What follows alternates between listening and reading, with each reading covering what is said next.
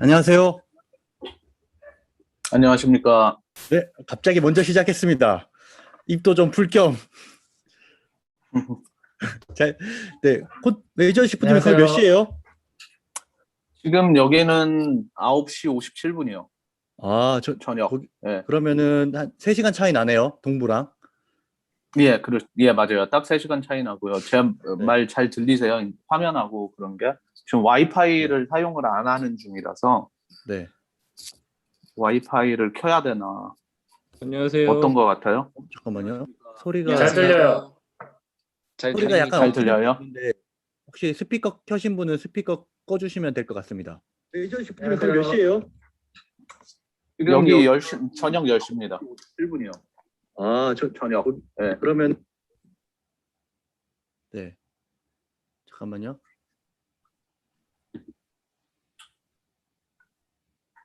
소리가 울리죠, 근데 지금. 예, 약간 괜찮은데? 렉이 있는 거. 아, 내 컴퓨터가 너무 좋은가? 안녕하세요. 왜 소리가 계속 울리지? 미리 좀 시작하길 더 잘한 것 같네요. 지금도 소리 엉키는 게 있나요? 잘 들리는 것 같습니다. 이제 잘 되는 것 같습니다. 지금도 울리는데? 약간 울려요. 아직도 제리방님 목소리가 계속 들리는 거 보면 그죠? 저는 안 들리는데? 안 들려요? 왜 저만 들리지? 안 들려요? 지금은 괜찮아진 것 같아요. 아까 조금 들리긴 들려요. 들리는데 되게 네. 작은 소리로 들리는 것 같아요. 진짜? 작은 소리로요? 계속 뭔가 약간씩 웅웅 하면서 리핏 되는 게 있는 것 같아요. 네, 한 10초 뒤쯤에 되게 밀려서 소리가 들려요. 아, 네. 제이슨볼트님 오셨습니다. 어서서 벌써 들어오셨네요. 그냥 바로 시작하겠습니다. 웰컴. 웰컴. 웰컴. 아직 연결 안 네. 됐네. connecting to audio. 잠깐만, 제 소리가. Hey, Jason. 헬로 네. 제이슨. 안녕하세요. Hello everyone. 아직도 connecting to audio라고 나와 있어요 지금. Hello everyone. Wow. Yeah. Hello everyone. Today is a super. 소리 네. 연결이 안 된 것 같아요. 네.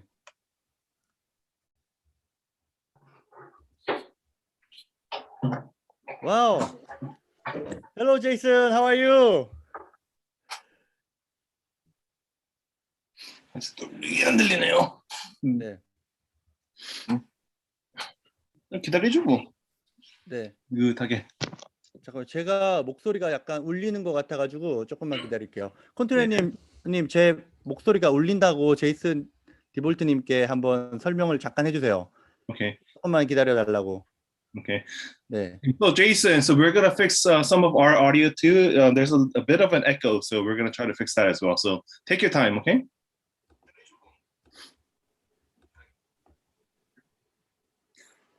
제이슨님 뭐라고 하시는 것 같은데 안 들리는데 저만 그런가요? 아니 다 안 들려요 지금. 안 들리는 거죠? 네. 아까 네. 거기서 보면 connecting to audio라고 나와 있었는데 뭐가 좀 잘 안 되나 봐요. 다시 접속하나 봐요.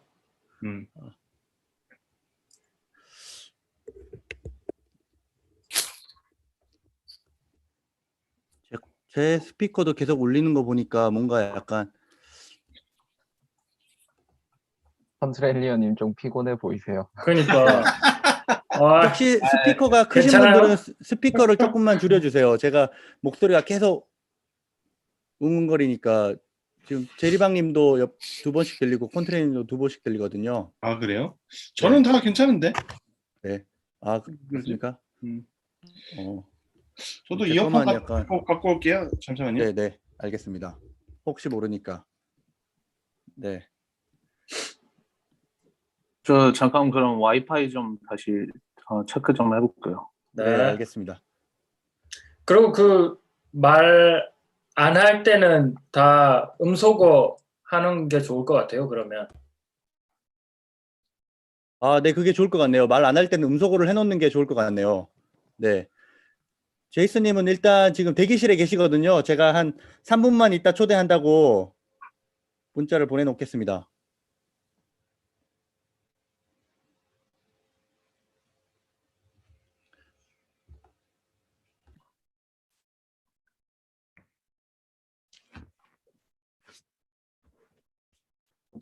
그 인터넷 스피드 테스트를 해보니까 와이파이보다 이 데이터가 훨씬 빠르네요. 데이터로 해보겠습니다. 아니, 목소리 잘 들려요. 아, 그래요? 어제 좀 끊겼던 것 같아가지고 어제 와이파이로 아, 했었을 때. 그때는 조금 끊기긴 했어요. 예, 기죠. 예.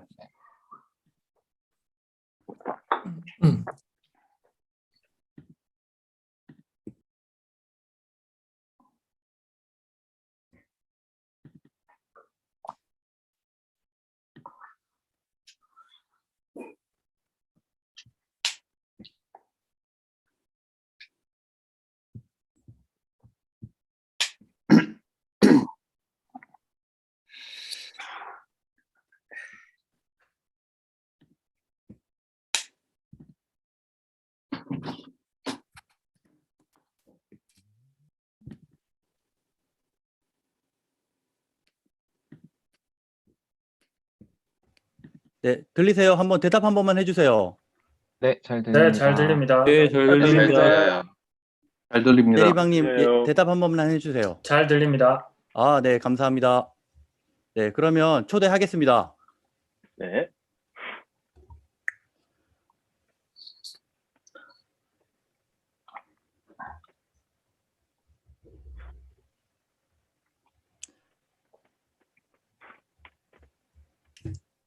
웰컴. Hey. Hello. Hey. Oh, hello, Hello. Jason. Hey, everyone. Jason. Hey, Hello, Jason. everybody. Yeah. Hey. Wow. Woo! Today is super special day for our channel and legend of Tesla investment and Thank you. known as Teslaneor. Jason Debolt visit us. Welcome. 웰컴. Thank you. Thanks, guys. Yeah. First, yeah. First of all, I will introduce our co-host and translator, Contrarian and Major Shift. Please introduce our channel to Debolt, also yourself. 먼저 하실래요, 매주씨님? 아니면? Hey, Jason. I'm Bruce. I am active as Major Shift on Twitter and YouTube. First of Nice. all, congrats on your retirement. Thank you. Thank you. Yeah, your story inspired a lot of people. So Cool. thank you so much for joining us. Thank you, Jason. Yeah, thanks for having me. Yeah. Hey, Jason. My name is Fred. I'm also known as Centurion. I'm the other translator / interpreter. Thank you so much for joining us. It's really an honor to have you here. Cool. Nice to meet you. All right. 네, 시작할까요? Okay. Could you introduce yourself for our subscriber? Most our Tesla fan know about you very well, and also is very famous as Teslanair as well. But also I want to hear with your voice. Could you introduce yourself a little bit to our subscriber and our channel fans? Sure. So I'm Jason Debolt. I'm a longtime Tesla investor and Tesla owner. And I've been involved with Tesla since about 2009 when I first heard about the company, and I bought my first shares in 2013. And I've just been investing since 2013. My first group of shares that I bought was about $7.50 a share. I bought about 2,500 shares. And I've just been investing since then. So I was able to retire in January of this year. I tweeted my retirement, and that kind of blew up on Twitter. So, I've just been, living here in LA and kind of, just living kind of a retired life, which is undefined for me right now. I'm kind of still trying to figure out what to do, but I'm enjoying it. I mean, I'm having a good time here. I'm probably going to start doing something productive at some point, hopefully this year. I just don't know what yet. But that's me. I worked as a software engineer for a long time in Silicon Valley. I worked for 15 years at Google. I worked for a couple of startups, and I worked at Amazon. And then I retired this year. So All right. Yeah. Wow, wow, Cool, that's cool, great. cool. Wow. Yeah, that's amazing. Well, and it's been about 5 months since you retired. How have you been? Oh, how does Good, your day yeah. look like? So it's very unstructured right now. I basically, I'll get up at, I'll kind of sleep in a little bit because there's really nothing for me to start doing immediately. So I'll get up at maybe like 9 or 10 o'clock in the morning, make some coffee, have some breakfast, do some reading for an hour or two. And then I go to, I go to like a local, park that I go hiking at for a while. And then maybe do some errands. I like to read. I spend quite a bit of time reading right now. And then I haven't really touched any code or anything. I haven't been doing any coding or building of it, anything. So what else am I doing? Visiting friends. So sometimes I'll drive to visit some friends, or they'll come visit me. Yeah, it's been really nice, but it's not something I want to do. My current lifestyle, it's not sustainable. It's not something I can do for years and years. It's something I'm kind of in a transition period right now where I don't want to force anything. Like I don't want to start something that, like I kind of want to let some activity find me. I'll kind of fall into it. And then, for example, I took a year off one time in 2015 to kind of retool my engineering career. I kind of changed focus from being a front-end engineer to DevOps. But I kind of didn't know I was going to do DevOps for that year off. I thought I wanted to be an iOS engineer. But I started to write a backend for my application, and I was doing AWS, Amazon Web Services. And then I realized that I enjoyed that more than actually developing the iOS app. So I kind of listened to myself and I focused on the cloud. And that's how I became a cloud engineer, is because cloud was supposed to be like some small side piece of what I was doing, which is building an iOS app for the iPhone. But I decided to kind of go with the AWS because I really enjoyed that. So I pivoted. So I kind of want to do something like that as well. Like I'll pivot to something, I'll probably start some activity, and then part of that activity will involve something else, and I might just focus on that thing instead. So I'm kind of so that's something I'll probably end up doing, but we'll see. I'm kind of hesitant to get back into the coding space right now and the technical stuff. I would kind of want to get more into like storytelling and creating things that are kind of visually interesting, or maybe creating music. Something I could show like the average person, right? Like I've always had a hard time explaining what I do when I was an engineer to people, because cloud engineering isn't necessarily very easy to understand. It's there's a lot of stuff that happens under the hood with cloud, and it's kind of difficult to connect with people. But if you have like a really cool YouTube channel or something like that, you can share it with people. That's cool. So I kind of want to build something that I can share with other people, and they kind of know what I'm doing. They can see it. So that's probably what I want to focus on for the next phase of my career. Will be like something I can build and share with people. Maybe it helps them. So yeah. All right. Thank you so let's much. see. Wow. Let's see how much of that I can so remember. Could you briefly briefly. translate his speech? 네, 지금은 뭐 은퇴한 지 좀 5개월 정도 돼서 지금 아주 잘 지내고 있고요. 지금은 뭐 할 게 없으니까 아침 좀 늦게 일어나서 9시, 10시 정도 일어나서 뭐 커피 마시고 책 읽고, 지금 코딩은 별로 안 하고 지금 책을 많이 읽고 계시대요. 그다음에 뭐 errands 같은 거 이제 좀 돌리고, 그다음에 지금 코딩 같은 건 별로 안 하시고 계시고, 예전에 그 아마존은 구글이랑 아마존에서 일할 때 어느 순간부터 DevOps라는 걸 이제 하게 됐는데, 그게 자기가 iOS 앱 같은 걸 만드는 것보다 훨씬 더 좀 의미 있고 좋다고 생각을 하셔서 그쪽으로 이제 많이 보셨는데, 요즘에는 그런 걸 많이 안 하시고 계시다고 하네요. 그리고 요즘에는 오히려 음악이나 스토리텔링이나 이렇게 다른 사람들이랑 쉐어할 수 있는 것들을 이제 중점으로 이제 하시고 계시다고 합니다. Wow, kind of you enjoying your retiring life a little bit, and also like has a lots of plan to do as well. Yeah, at some point, yeah. Yeah, and I assume that people recognize you in a public after all media attention. How is it like that you're kind of becoming a celebrity? Is it hard or kind of too much? Do you regret or do you like it or enjoying it? That's funny.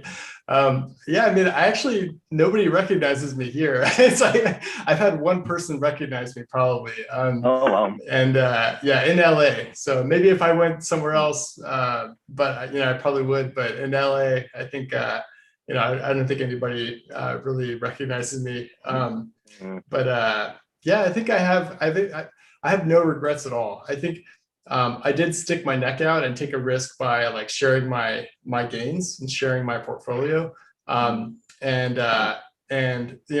not being an anonymous account, right? So there is some risk there, but the benefit of that was I made a ton of connections. So I have a lot of people that DM'd me after that are also Tesla investors, and there's like lots of opportunities. Like there's meeting people. I've met an interesting accountant that can help me with some tax stuff. He's also a Tesla investor.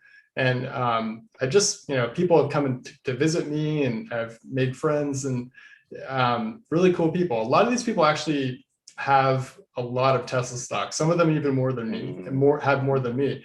And yeah, and also just people that maybe just started investing, and maybe they have some art business and they make some cool art, and I'll end up buying their art or something, or I'm just meeting all kinds of people. It's actually really been, it's been awesome. So it increased my network of kind of friends, and it's been totally worth it. Like I have no regrets at all.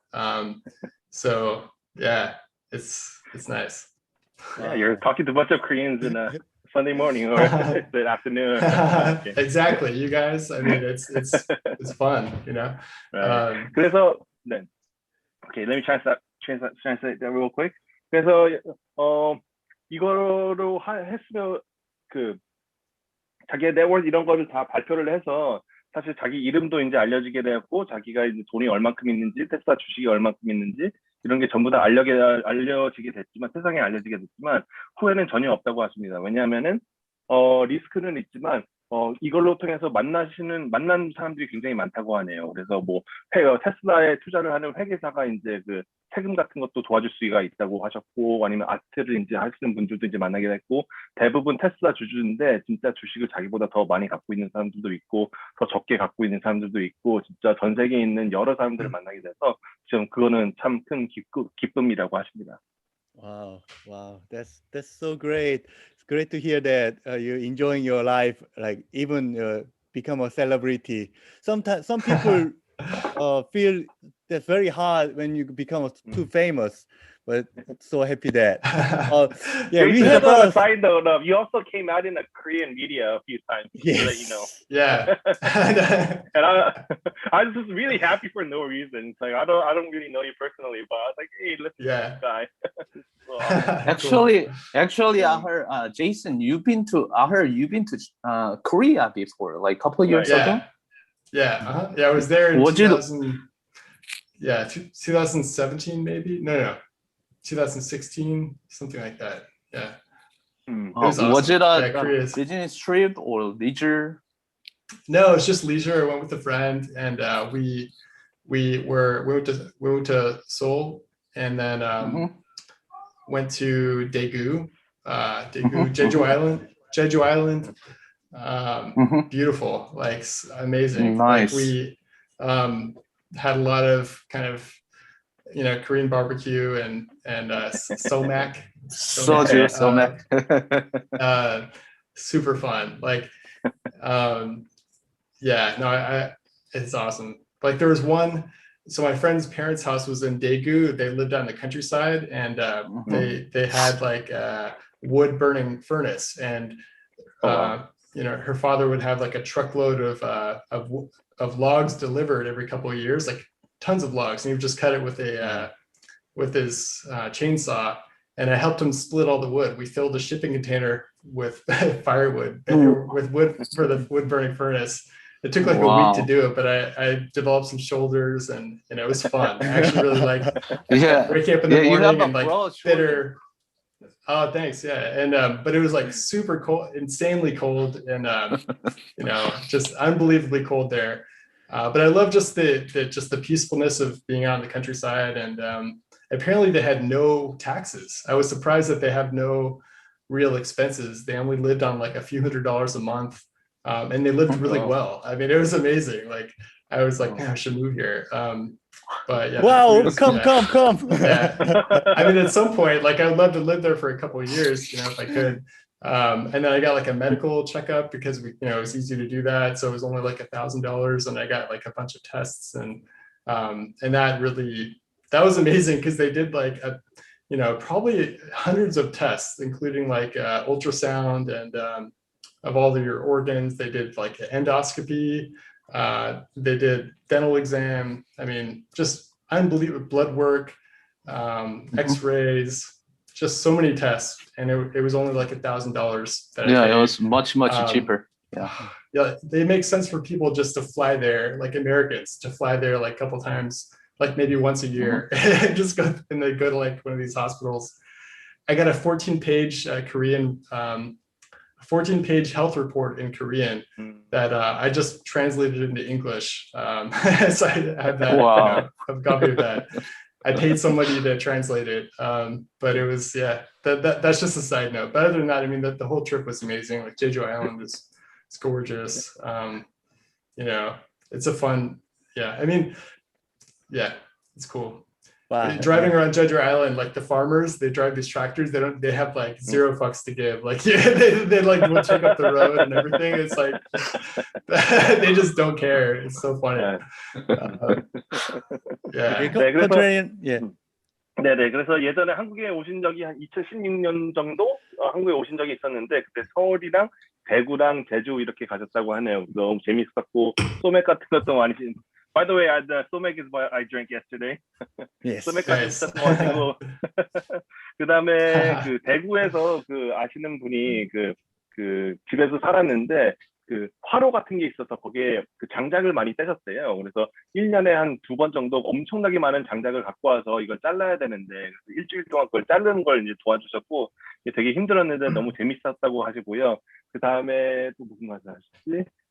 그 다음에 또 제주도. 예.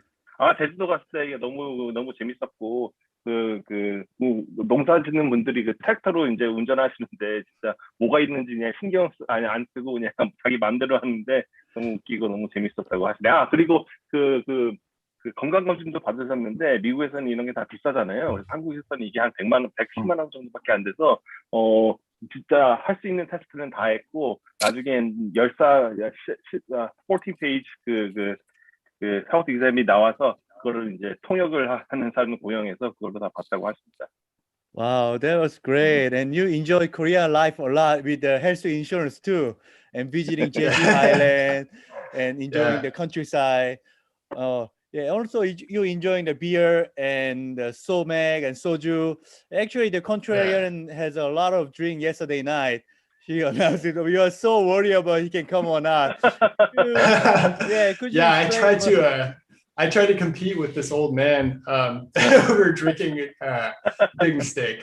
It was like we were drinking soju, and it was like this old dude. So my friend that I went with, her brother's friend, they run this like dog cleaning, dog shampooing business on Jeju Island, and they're drinking all the time, all day, all night, every day. Like, they drink. There's no tomorrow. There's no tomorrow. It's just this old couple. I think they were in their 50s or maybe early 60s. But they were funny. They were so damn funny. They could speak very little English, but the English that they did speak was like on point. It was so funny. Like they were like, I mean, and I ended up drinking kind of late at night with the old man, and we just started drinking, and we realized we were kind of competing a little bit. So I ended up drinking way too much that night, and I got super sick, and I was like throwing up all night. But it was fun. We had a good time, and then we had some some kind of soup in the morning that they drink for hangovers. It was like some kind of blood sausage. They call I don't know it what the it's called, hangover but- soup. Yeah. The hangover soup. Yeah. Yeah. Mhm. Yeah, that, I mean, it worked. It was good. I didn't particularly like the taste, but I think it was actually kind of worked. And they were all watching me eating that because they're like, is this gonna, is he gonna be able to eat this? So Right. it was fun. Yeah, that was like one of the best nights in Korea. It's just like trying to outdrink this old Korean dude that just I could not compete. Wow, that's amazing. Yes. He was funny. Contrary. 예전에 그 오셨을 때 그 제주에서 아주 좀 나이가 드신 분이랑 그 술을 마셨는데 누가 더 마시는지 이제 약간 그 경쟁이 붙어서 많이 마셨는데 그 굉장히 큰 실수였다고 하시네요. 그래서 너무 그 영어도 조금 하셨는데 진짜 너무 웃겼고 너무 재밌었고 너무 즐거운 하루였다고 하시고 그 다음에 이제 너무 그 술에 취해서 해장국을 마셨는데 그 맛은 그 잘 모르겠지만 그 해장은 참 잘 됐다고 하시네요. 네. You are kind of alcohol whale, not the Tesla whale. 네, we say the 술고래. Could you explain the contrary? 술고래 is like a term for like liquor whale, basically. You say that to people that drink a lot. Yeah. Alcohol whale. Yeah. I did at the time. These days I wouldn't. I don't drink a whole lot. Only on like mostly like social occasions. I mean, if I was in Korea, I would drink, but not like that. Back in that time, I was drinking a lot. And but yeah, I don't drink that much anymore. But yeah, it's like 네, 우리 anyway, we have the many guests and a lot of questions to you. 바이제님, hello, 바이제님. 네. 네, the 바이제님 is has their own bar and also work in an internal combustion engine company. And probably he have a many questions about you too. Could you introduce yourself a little bit and have make a question to 제이슨드볼트?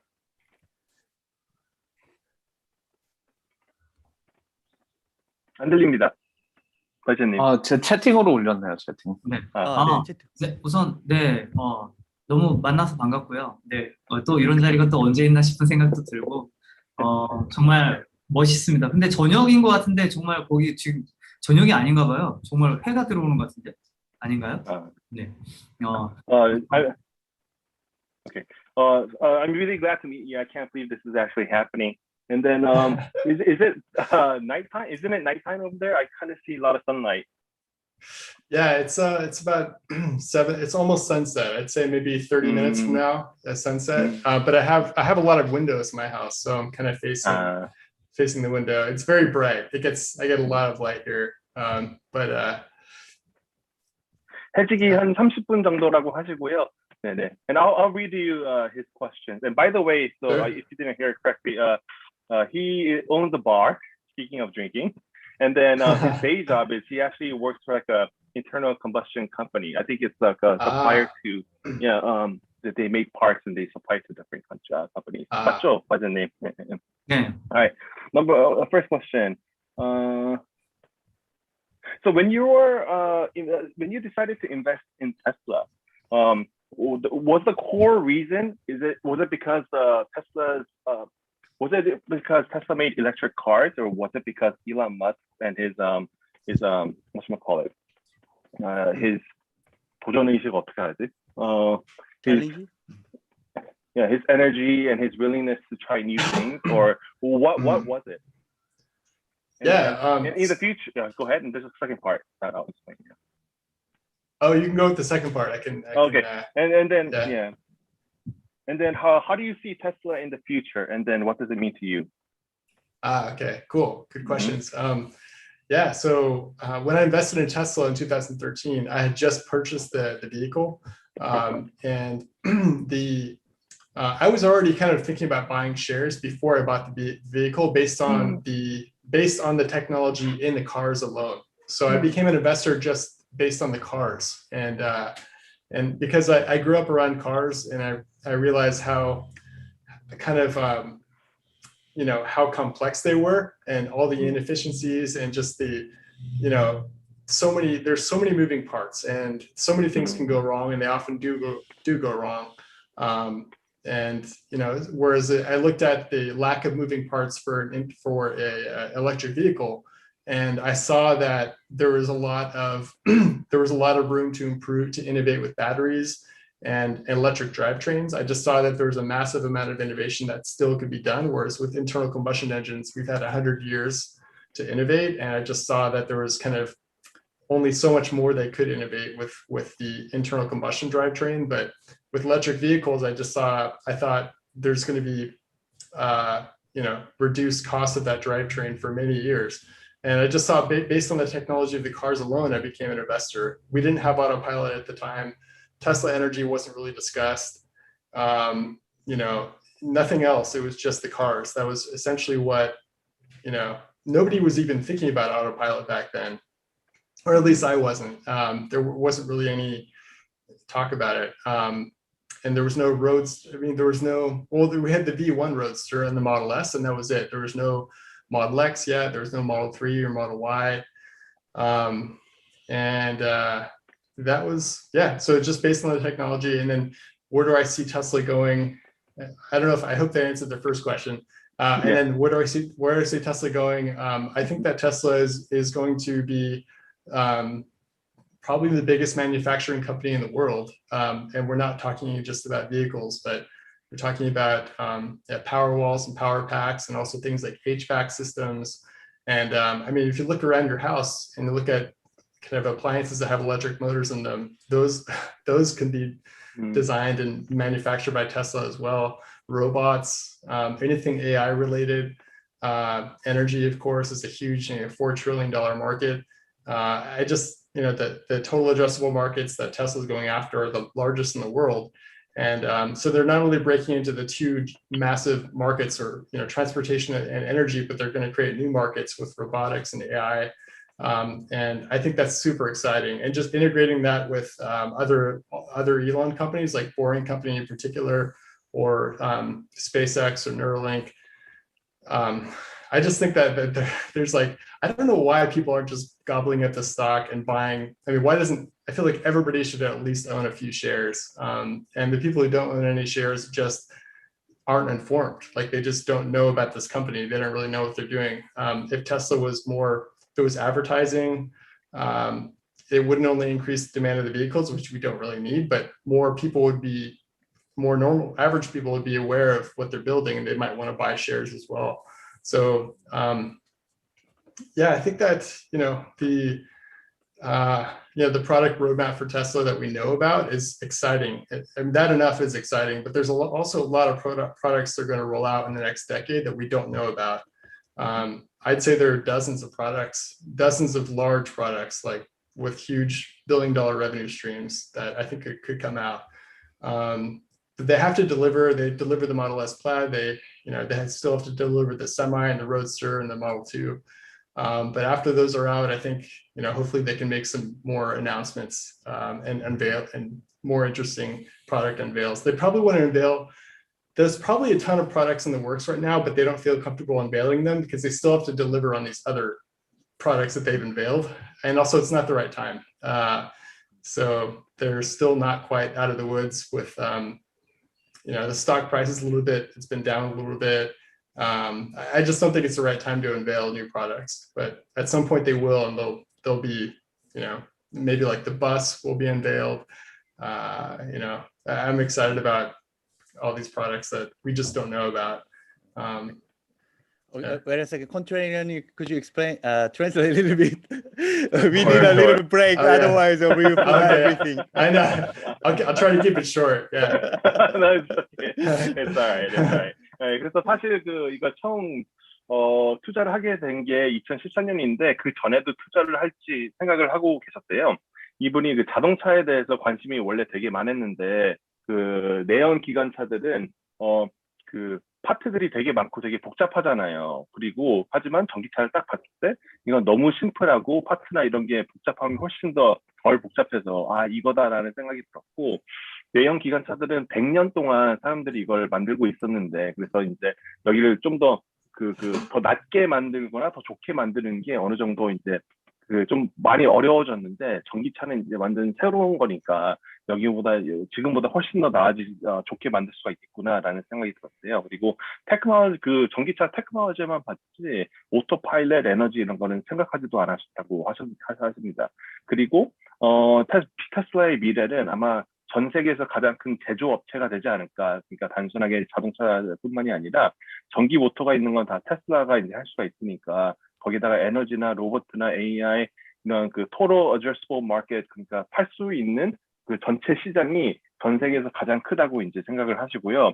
거기에다가 보잉 컴퍼니나 스페이스X나 뉴럴링크 이런 것과 시너지가 나올 수가 있으니까 사람들이 테슬라를 왜 안 사는지 모르시겠대요. 안 사는 사람들이 있다면 아마 테슬라에 대해서 잘 몰라서 그러지 않을까라는 생각도 들고 앞으로 만들 제품도 굉장히 신나지만 우리가 모르는 제품들도 분명히 있을 거고 나중에 이런 것들에 대해서 좀 더 알았으면 좋겠다.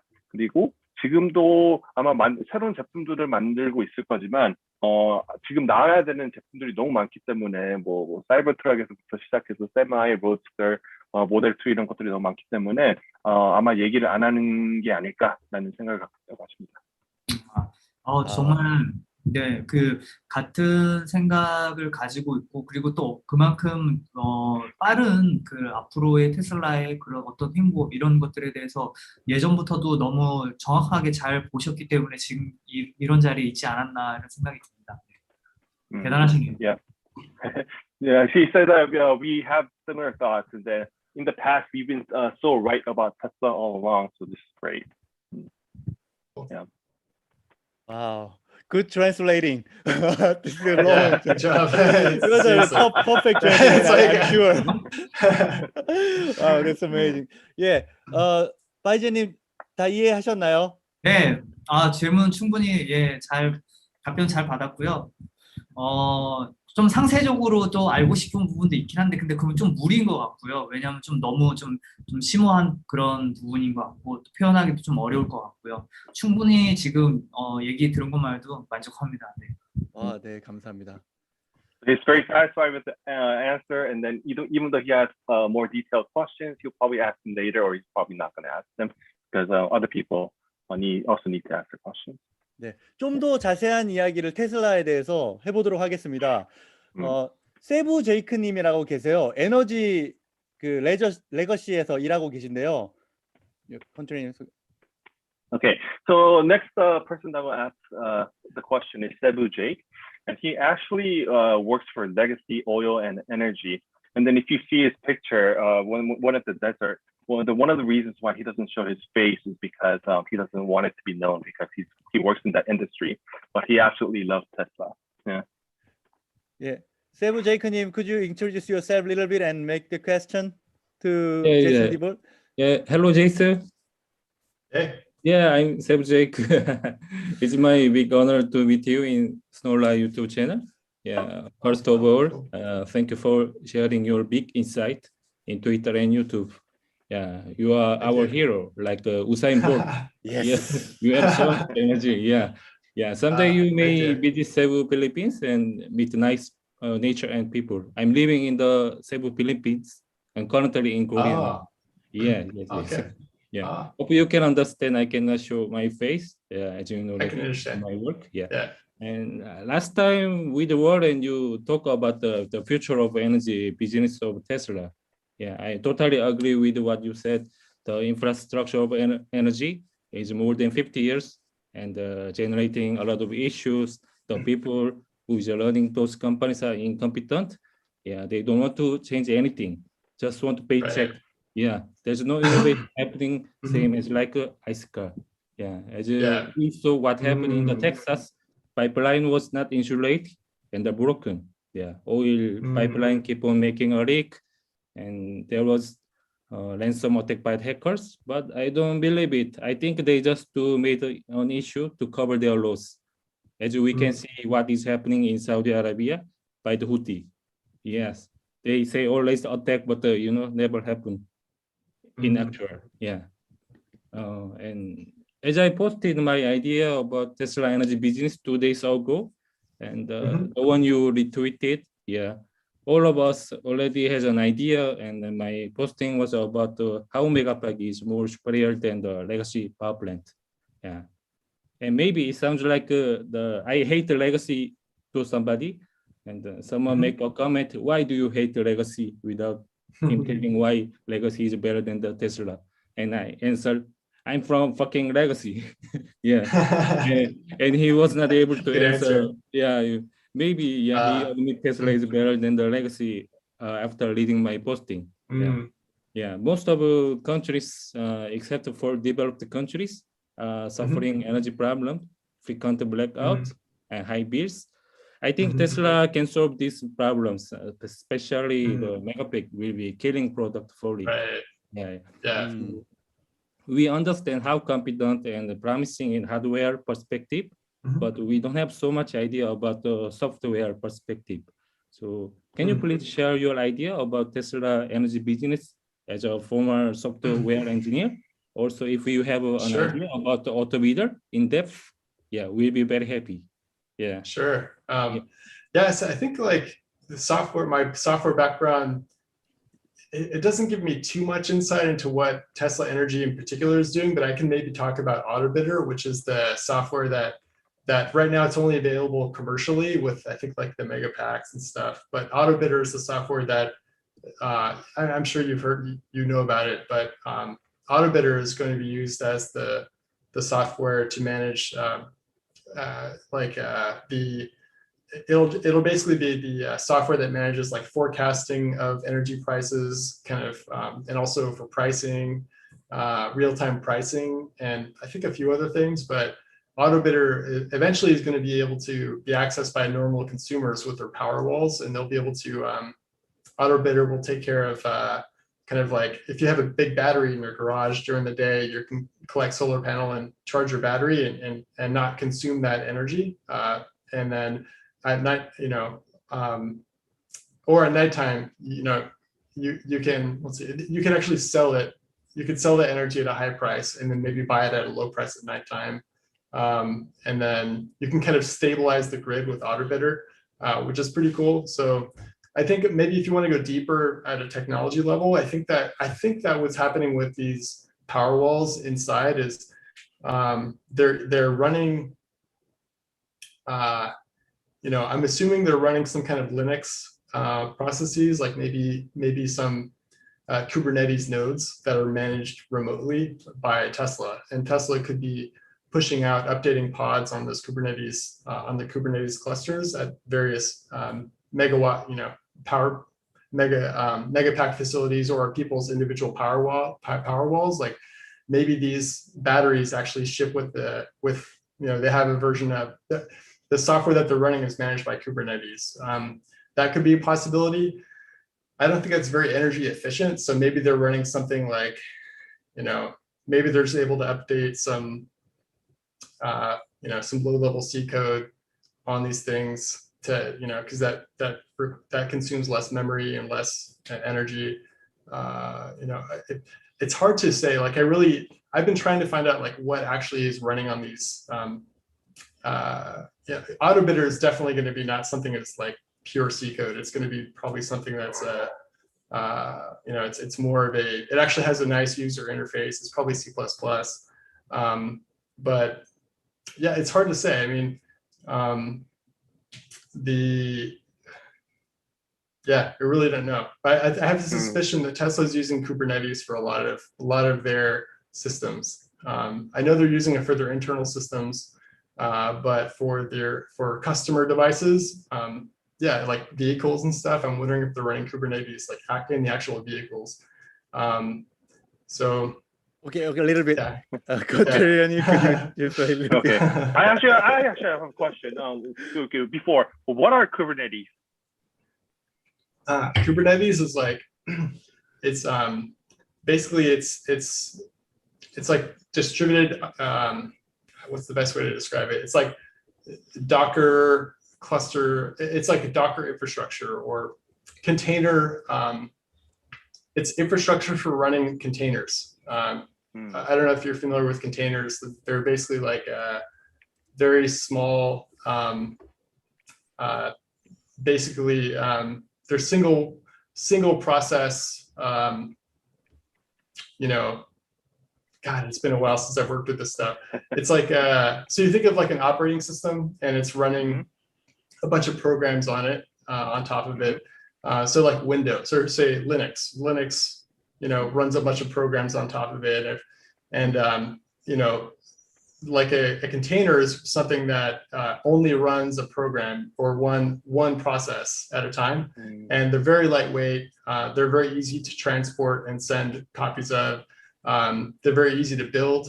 You usually have this thing called like a Docker file, which you can specify what base operating system the container uses. Here are the users on the container. Here's the file permissions. Here are some of the dependencies, package dependencies that are required for this Docker image when it runs as a container.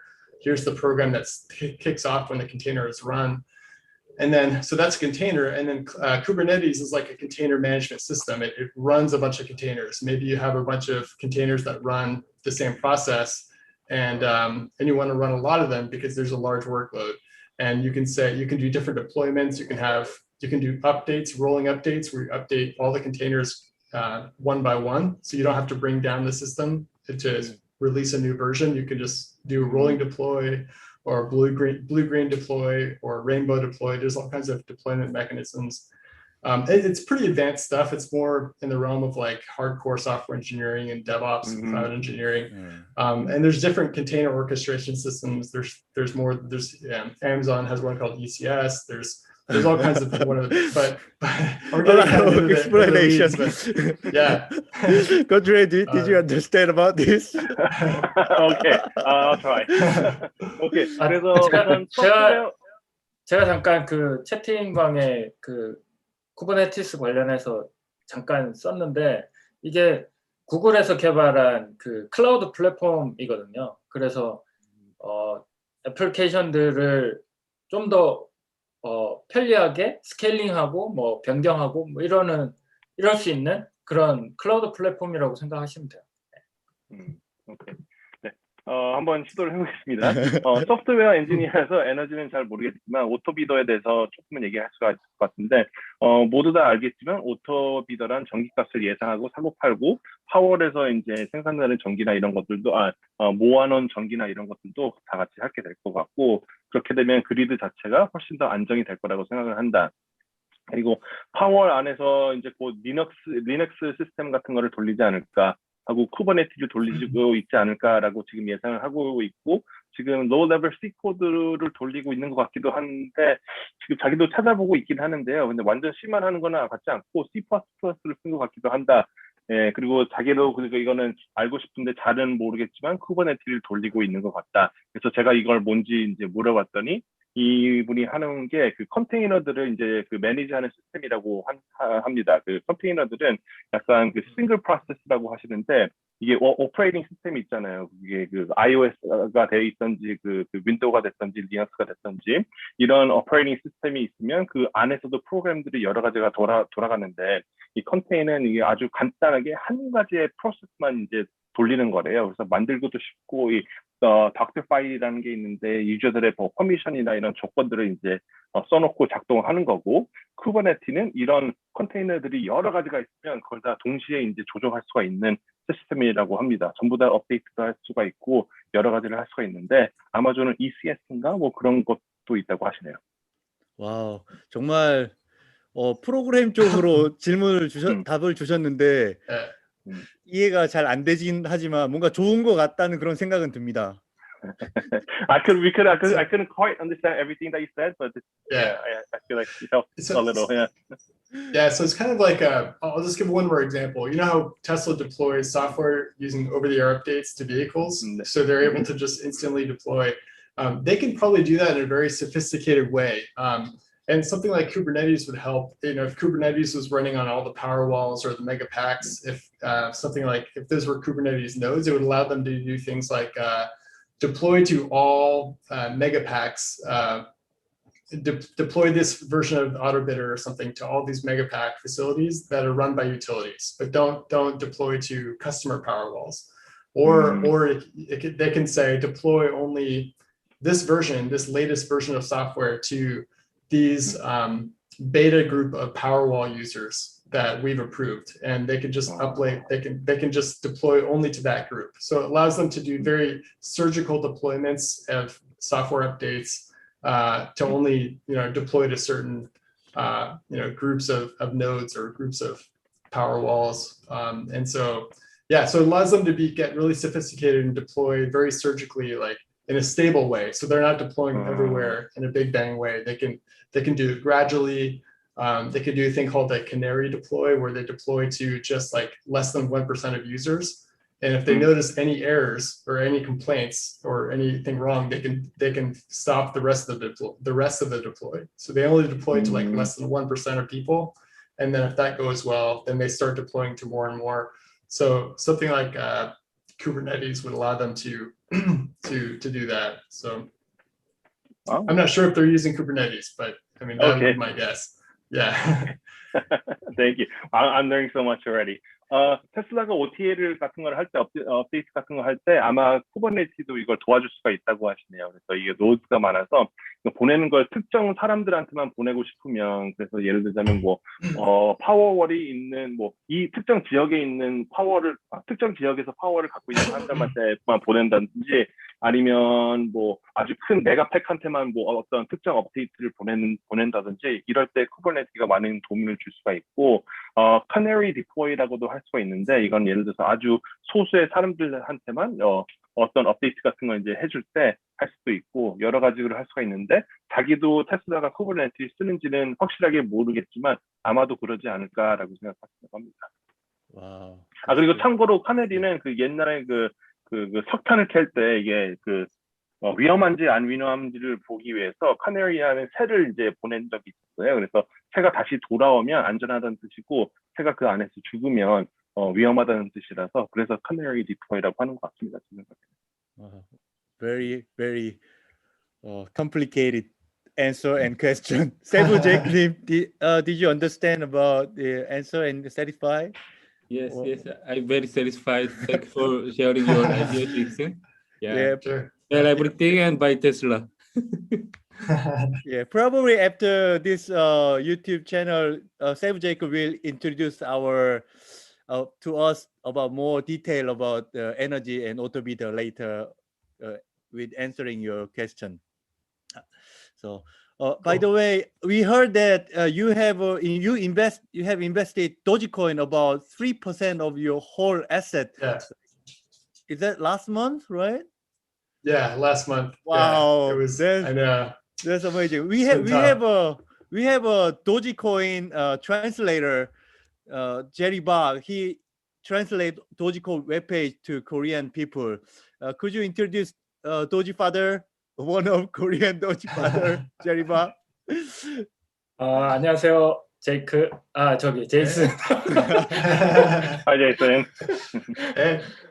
뭐 저도 뭐 도지코인 관련해서 뭐 최근에 이제 관심을 가지고 지금 보고 있고, 도지코인 관련된 뭐 메시지나 뭐 이런 것들이 한국어로 제대로 안 돼 있어서 이제 뭐 컨트리뷰션 같은 거를 좀 하고 있는 단계인데, 아무튼 뭐 도지코인에 꽤 많은 비중을 우리가 보기에는 투자를 하고 있어서 왜 투자를 하고 있는지, 그 다음에 만약 테슬라나 일론 머스크가 이제 도지코인을 사업적으로 만약에 받아들인다면 어떻게 활용할 건가에 대한 예상을 좀 물어보고 싶습니다.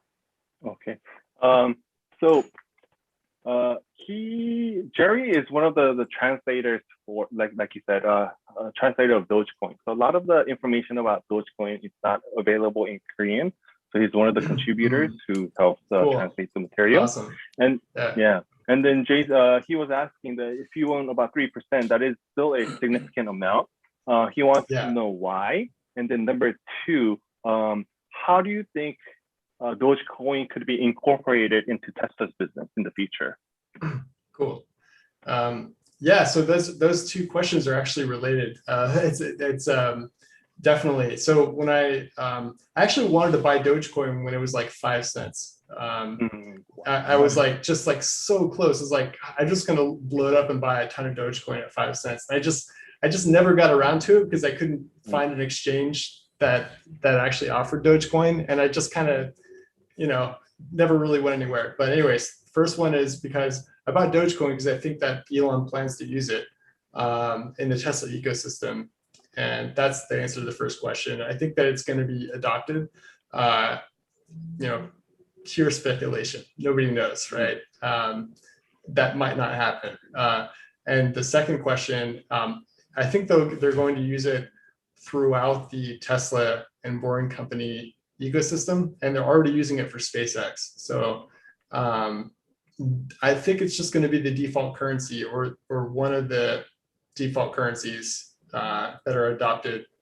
It'll be the unit of account in the Elon's companies, I think, for customers. Like anything from merchandise to you want to sell some electricity to back to the grid, or you could actually get paid in Dogecoin.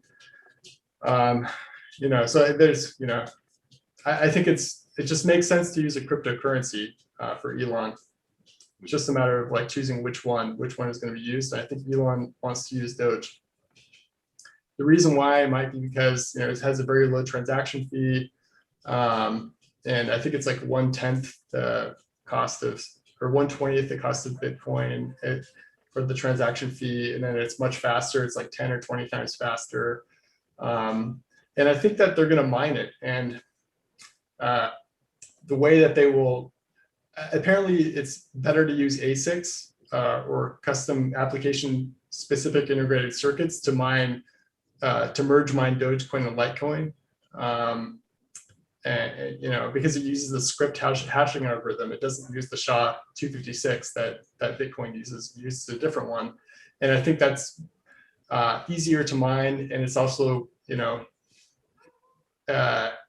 takes advantage of custom hardware. So if you have custom hardware, you're better off than using GPUs or CPU. So I think Tesla is really good at building custom ASICs. Maybe it's possible that their power walls or the vehicles could do script mining. That's kind of my thesis there. I think that they're going to do mining with Dogecoin. It'll be more efficient than mining Bitcoin on Tesla's hardware devices. So 오케이. 그럼 트렌디언님. 오케이.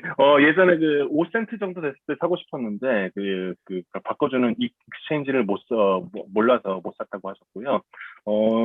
이거 도지코인을 사는 이유는 아주 간단하다고 하시네요. 일론이 이걸 쓸 거라고 생각해서 샀고, 이거는 자기는 확실한 거 아니고 100% 그냥 자기 어피니언이 생각이고요. 그다음에 테슬라 보링 컴퍼니는 나중에 쓸 것 같고, 스페이스X에서는 이미 도지코인을 어느 정도 쓰고 있고요. 전기를 사고 팔 때 쓸 수도 있고, 일론이 가상화폐를 쓰는 게 일론의 입장에서는 더 나을 수도 있는데, 어떤 가상화폐를 쓰는 건지는 그러니까 어떤 크립토를 쓸지만 이게 문제인 거지, 이거 쓰는 것 자체는 어떻게 보면 좀 필연적이라고 일론 입장에서는 생각할 수도 있다고 하시네요. 그리고 비트코인보다 도지코인이 마이닝 코스트가 거의 한 10분의 1에서 20분의 1 정도 되고, 어떤 특정 서킷 같은 걸 쓰는 게 더 좋은데, 도지코인은 이게 채굴에 더 유리하다고 하시는데, 이건 저도 한번 다시 들어봐야 될 것 같습니다. 그리고 나중에 스크립트 마이닝을 할 수 있지 않을까. 그래서 비트코인을 채굴하는 것보다 도지가 훨씬 더 유리하니까 일론이 좋아하는 것 같다고 하십니다. Wow. By the way, Dave Lee on investment has made a chat to Contrarian is TOEIC 능력 is so amazing. That's what he said. 통역 능력. 예, 데이브 리 님이 통역 능력이 대단하다고 컨트레니언한테 댓글을 남겼습니다. 아, 진짜요? 네, 보고 계시다는 거고요. 이것도 So 알려주세요. Dave Lee, yeah, commented. Thank you, David. 예. 그 얘기를 들어보니까 거의 뭐 특별히 이제 사실관계가 나온 건 없는데 일론 머스크를 그냥 전적으로 믿고 투자한 거라고 보이네요. So it seems like you trusted Elon Musk like 100% when you made the investment. Yeah, it's. I mean, yeah, Basically, I think let's be honest. Like, I mean, Elon has been tweeting about Doge for years, and Right. and I think that, you know, and when you know, Doge has been down for a long time. It's been down. It's like 40% down, or more than that, 50%. It sucks to be a Doge holder right now. But Elon doesn't care. Like, Elon is not sympathetic. He's never been sympathetic to Tesla shareholders really when it's down. It's like, just hold, you'll be fine. Like, he's literally, like, it's not that he's not sympathetic, it's just that, you know, you should know as an investor if something has intrinsic value or not. You don't need to be, you know, he's basically, you know, I think that he's a little bit, he lets people weather the storm without reassurances, you know, like, he's like, just ride through it. You know, like, honestly, the people that are going through the most hell are Elon's employees. Like, they're the ones that are truly pushing things, and he's focused his attention on those people. But, you know, when in 2018 and 19, when the stock was down, you know, it didn't help when Elon said, just, hey, if you don't like what I do, sell your shares. You know, like, that didn't help us as retail investors. Similar with Dogecoin. I think the psychology is the same. I think that he's not going to be like, oh, sorry, everyone, about promoting Dogecoin. You know, like, he's not going to go out and say that. I think he still has a plan for it. I could be wrong. I could be massively wrong. This thing could go to zero, right? So anybody watching this, like, just, you know, keep that in mind. Yeah, I think it might be related to the software version 11. Maybe once that's fully code complete and pushed out, maybe there'll be something in there with Doge. Who knows? You know, I have no idea. But I don't expect anything happening soon. I'm just gonna hold and you know, hope for the best, but, you know, prepare for the worst kind of thing, mentally, you know. So it's like, I don't have high expectations for anything in the short run. No expectations, actually. 오케이. 그래서 우선 거기에 첫 번째 질문에 대한 답은 yes라고 하고요. 일론은 근데 여기서 좀 덧붙이자면, 일론은 그 자기가 갖고 있는 자산들의 가격이 내려가든 올라가든 크게 신경을 안 쓰고, 이게 내려간다고 해도 사람들을 뭐 불쌍하게 여기거나 그러진 않는다고 하시네요. 그래서 예를 들자면, 이게 어떤 그 자산이 무엇이 됐던, 이게 그 자신만의 그냥 그 가치가 있으면 시장이 그걸 어떻게 판단하던지는 크게 신경을 쓰지 않는 타입이라서 그런 것 같기도 하고요. 그리고 이거를 자산을 들고 있는 사람들보다 일론 머스크 밑에서 일하는 사람들이 가장 고생이 많지 않을까라는 게 그 디볼트님 생각입니다. 그리고 예전에 그 내가 하는 게 싫으면 그냥 팔라고 일론 머스크가 이런 말을 한 적이 있었는데, 이런 것들도 사실 그 투자가로서는 좀 힘들 수는 있지만, 그래도 일론 머스크가 이런 거에 신경 안 쓰는 걸 보여준다는 좋은 예가 될 수가 있고요. 그리고 나중에 이건 자기가 지금까지 말한 거는 다 오피니언이고, 내가 완전하게 틀릴 수도 있고 도지가 0으로 갈 수도 있지만, 아마 버전 11에는 도지를 이제 좀 더 쓰지 않을까라는 생각도 갖고 있고, 도지코인도 그냥 오랫동안 갖고 있을 거라고 생각합니다. 단기적으로는 어떻게 될지 잘 모르겠지만 오랫동안 갖고 있으면 좋지 않을까라는 게 개인적인 의견이라고 하십니다. 와우. 네. 갑자기 궁금한 게 있는데요. 죄송한데, 만약에 지금 현재 생활에 안주하고 있지 않고, 만약에 갑자기 일론에게 같이 일할 수 있는 제안이 들어오게 된다면 어떻게 하실 건지 되게 갑자기 궁금하네요. So if Elon Musk, for whatever reason, said, "Hey, Jason, I want to work with you," what would you say? Oh my gosh, that is a great question. I would be like, oh my gosh, working for Elon is no joke. Like, it's not like, it's not like, yay, you know, it's like, no, it's like he wants you to do, it's like you know, signing up for like to be part of some battle or war. Like, it's like you're stepping onto some battlefield. You have to know what you're getting into, right? Like, man, I think yes, I would love to work with Elon. I mean, that would be a once in a lifetime. That would be an amazing opportunity. Whatever he would want me to do, I would probably do it. You know, I'm just like, you know, life is short, why not? I mean, you get just to meet Elon would be amazing, right? Like, you know, it's like, why turn that down? Like, seriously. It just, I mean, it depends on what it is that, like, okay, like if it's something that is just, it really depends, but most likely, yeah, I would definitely do something for Elon. Okay. I mean, I owe the guy a lot. I mean, look at my life, right? Like I just, he basically made thousands of, probably hundreds of people millionaires, or thousands of people millionaires, probably several thousand people.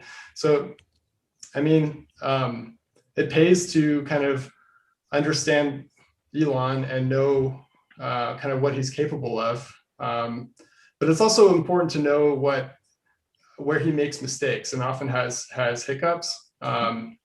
He's dropped a few things in the past. So, like for example, we didn't go private at 420. Hyperloop never really took off. There are probably a few other things that kind of failed massively, and so that could happen to Dogecoin, right? That could be something where he takes it as far as he can and he just drops it. Like that's happened before. So he doesn't completely follow through on everything. Like there are a few things where he just has no choice but to drop it, right? Like Dogecoin isn't in his complete control, right? There are only like a few developers, like 4 developers or something, that this is all kind of that is kind of taking on this burden. So, but yeah, so I would love to work with Elon in some capacity. That would be awesome. Yeah. 오케이. 일론 머스크 밑에서 일하는 거는 그 생각만큼 좋지도 않을 수도 있다라고 말씀하시네요. 그러니까 전쟁에 가는 거랑 비슷할 수도 있고, 하지만 인생에 한 번 있는 기회라서 아마 할 것이다. 인생은 한 번뿐이 안 사는데 왜 안 하겠냐.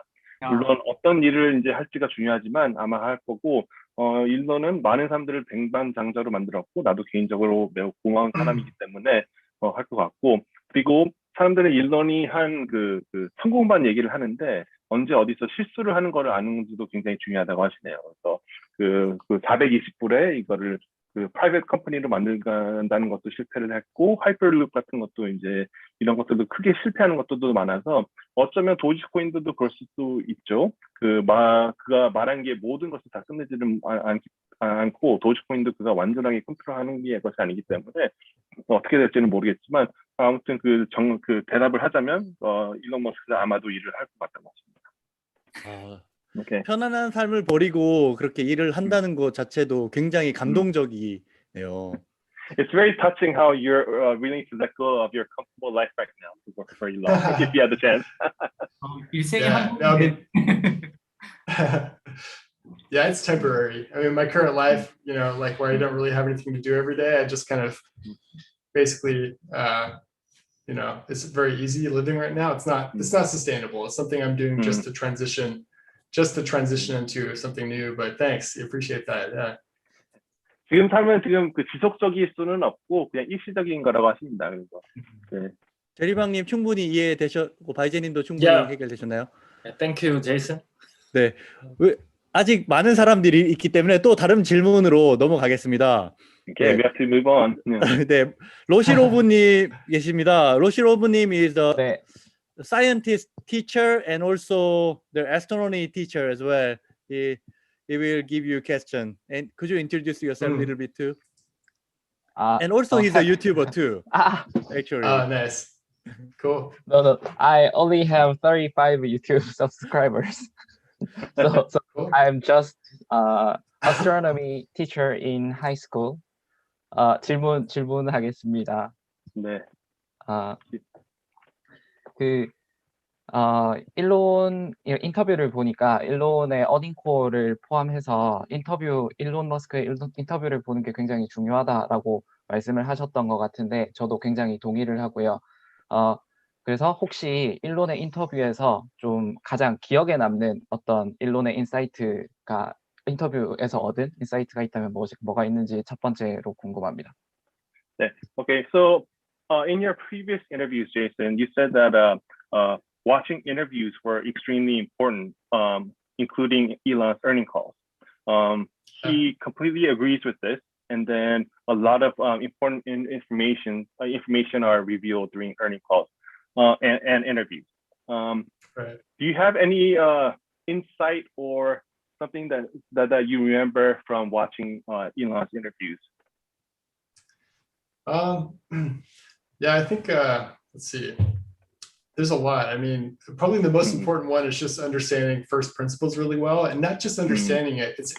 It's having access to it. It's like knowing when to apply it and knowing when you're not applying it is actually really important. Like there are a few things that it's important to like Elon often actually says a lot of the same things. You just have to kind of like, you know, understand that he is saying the same things. But the first principles thing is by far the most important. It really drives his entire philosophy, his entire way of thinking, and also his businesses. Like he really just tries to completely cut the crap and start with first principles, essentially starting over. You know, he's not into additive. Another one is subtractive engineering versus additive engineering. So, you know, removing things, you know, the best machine is no machine, you know, the best part is no part. That kind of subtractive thing is like huge. You know, that's another, there's probably like 10 or 15 of these Elon principles that someone needs to put together, but that's a big one. It's subtractive engineering. Let's see, another one is, put me on the spot here. Yeah, like contrarian, could you translate a little bit? Then okay. You could gather your thoughts while I translate. Yes. 자기가 제일 중요하다고 생각하는 것 중에 하나가 first principle이고 이걸 언제 써야 되는지 이게 가장 중요하고 일론이 하는 말들 중에서 이게 사실 모든 비즈니스의 가장 그 파운데이션이 되는 게 맞지 않을까라고 생각을 한대요. 그리고 일론은 똑같은 말을 자주 하는데 아무튼 그리고 또 두 번째 중요한 거는 subtractive engineering, 그러니까 엔지니어링 할 때 뭐를 더하는 게 아니라 빼는 걸 먼저 생각한다는 게 굉장히 인상 깊고요. 그래서 가장 좋은 파트는 파트가 없는 게 가장 좋고 이런 거 있잖아요. 이런 것들을 많이 해주고 굉장히 많은데 한 10개에서 15개 정도 있지 않을까. 누가 이걸 좀 정리해 주셨으면 좋겠는데 라고 마지막으로 말씀하셨어요. Wow. Go ahead, Jason. Yeah.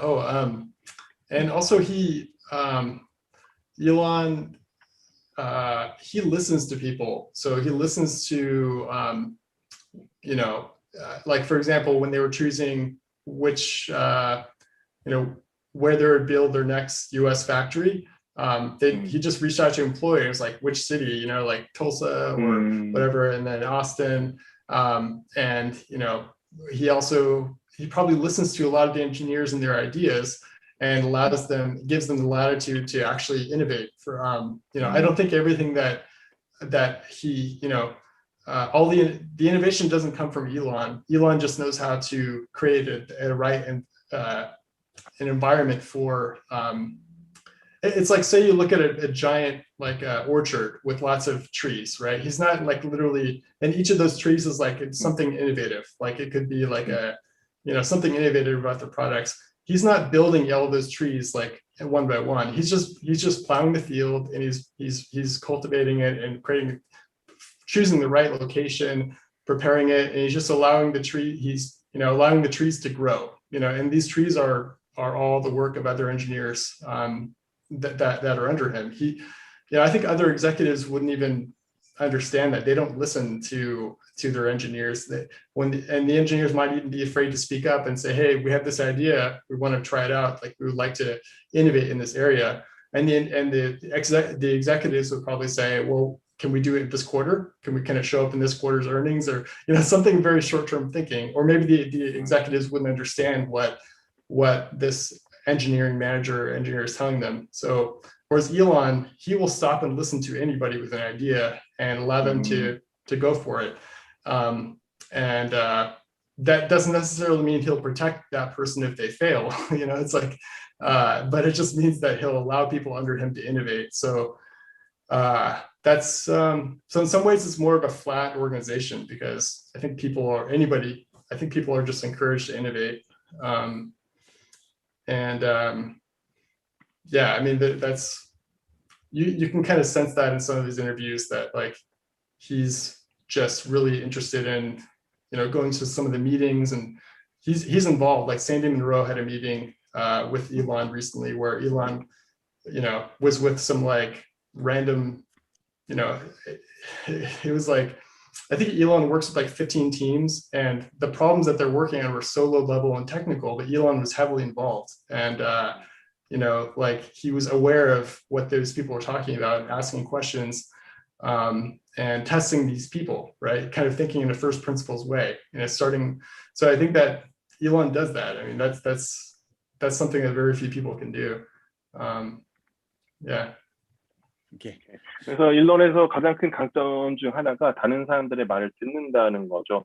미국 공장을 지을 때도 사람들한테 뭐 털사에서 할지 아니면 오스틴에서 할지 이런 것들도 물어봤고, 아마 엔지니어링도 아마 비슷할 것이다. 그 혁신은 일론에서만 오는 게 아니고, 예를 들자면 뭐 큰 농장이 있다면 그 일론이 나무를 하나씩 하는 게 아니라 여러 개를 키우고 여기서 가장 이제 좋은 것들을 이제 고르고 이렇게 비유를 해 주셨고요. 그리고 다른 CEO들은 재무제표 이런 거를 뭐 더 신경을 쓰겠지만 일론은 엔지니어링을 먼저 생각하고 그래서 좀 더 수평적인 조직을 만드는 것 같다고 하시네요. 그리고 샌디 먼로랑 한 인터뷰도 보면 일론이 엔지니어들이 이제 한 10개에서 15개 정도 팀이랑 일을 하는 것 같은데 그때 있었던 그 이슈가 굉장히 어떻게 보면 굉장히 그 낮은 레벨의 엔지니어링이지만 일론은 엔지니어들이 무슨 일을 하고 있고 무슨 말을 하는지 굉장히 아주 작은 디테일까지 다 알고 있다고 한다고 합니다. Wow. Go ahead, Jason. Did you want to say something or? I was also going to say that Elon is very good at coming up with these like phrases like alien dreadnought when he's talking about the automation of the factory. Just little phrases like that give whatever he was working on very visual, making it very visual, and telling a story. And you know, like he's all about you know, they want to be number one. They want to lead with innovation. They always want to drive. It's unacceptable for Tesla to be number two, like virtually in any area. Like they're not happy with it. They had this like this you know, this kind of like ferociousness about being the most innovative in all areas, right? Just you know, having very high standards, going to the, you know, like the laws of physics are the only thing that could stop them. Kind of thinking, you know, that it's not good enough to marginally beat out a competitor, right? They want to, you know. So they talked about that during the Plaid event. So this going after excellence, right? Okay. 그래서 일론이 강점 중 또 하나가 그 스토리텔링이나 아니면 그 페이스 같은 거를 만들 때 뭐 에일리언 트레이더 뭐 이런 걸 말했었잖아요. 그래서 사람들의 기억에 남는 말을 하는 거를 굉장히 잘하고, 또 일론의 회사들은 2등은 용납하지 않고 무조건 가장 혁신적이어야 되고 이 회사들의 그를 막는 거는 물리적인 법칙들밖에 없다고 하시네요.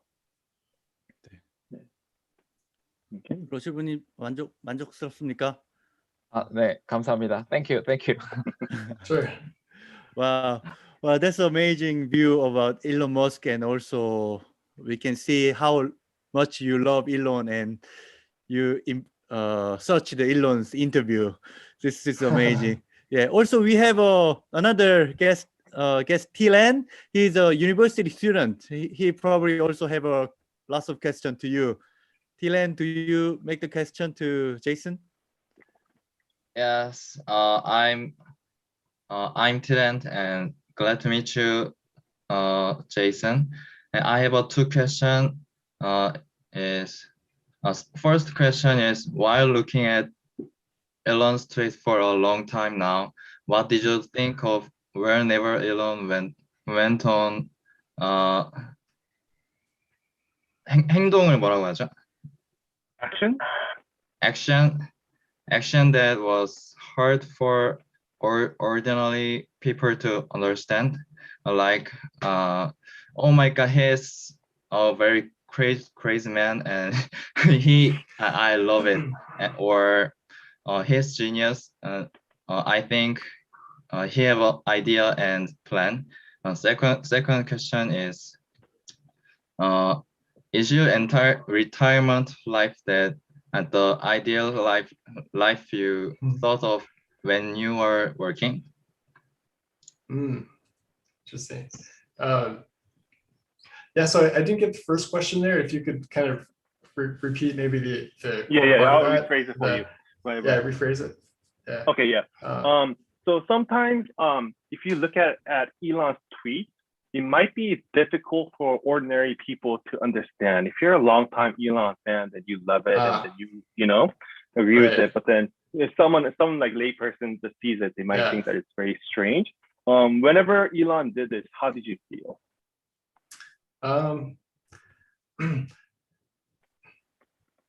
Yeah, I think like for me, I've been following Elon for so long, I can digest most of his tweets. So I kind of don't have that problem. But if you don't know what he's tweeting about, it doesn't hurt to ask. You know, you can just ask someone or reply in the comments of his tweets, and there's usually thousands of comments in his tweets. And a lot of people are like, "What is this about?" And you can read the replies to those tweets.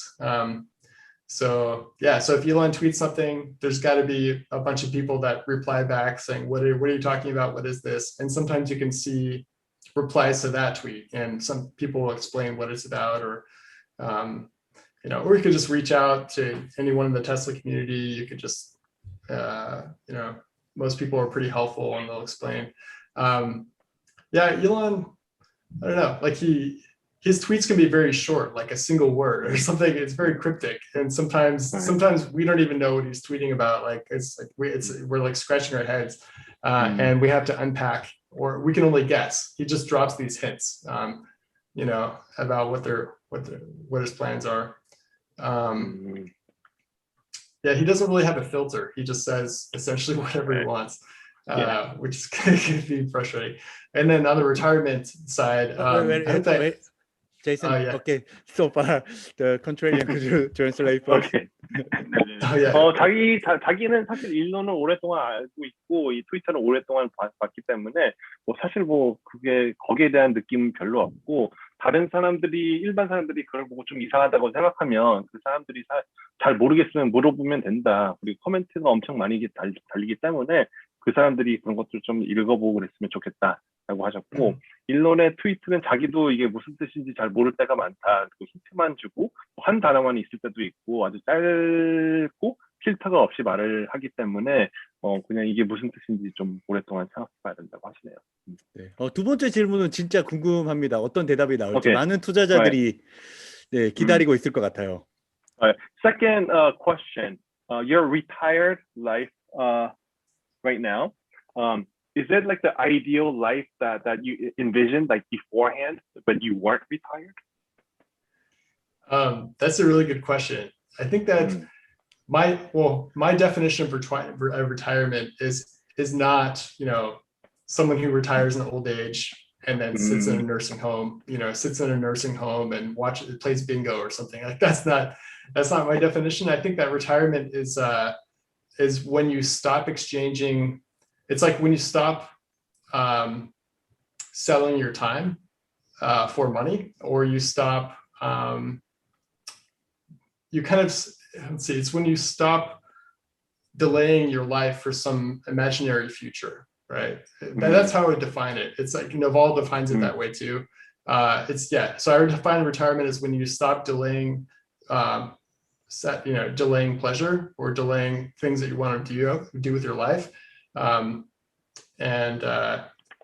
in exchange for some imaginary future. So I think for me, like there are some challenges, right? I mean, there are some days where I'm like, wow, is that all I did today? Like I didn't do anything, you know, like it's just, there's some days where I feel like I'm just not doing anything at all. But then I have these other days that are amazing. And I'm just like, wow, I feel great. I can do whatever I want today. And I take full advantage of it. I go to the beach, or I'll read a lot, or, you know, I have these amazing days, but there's some days where I just don't really do much. So there's no structure.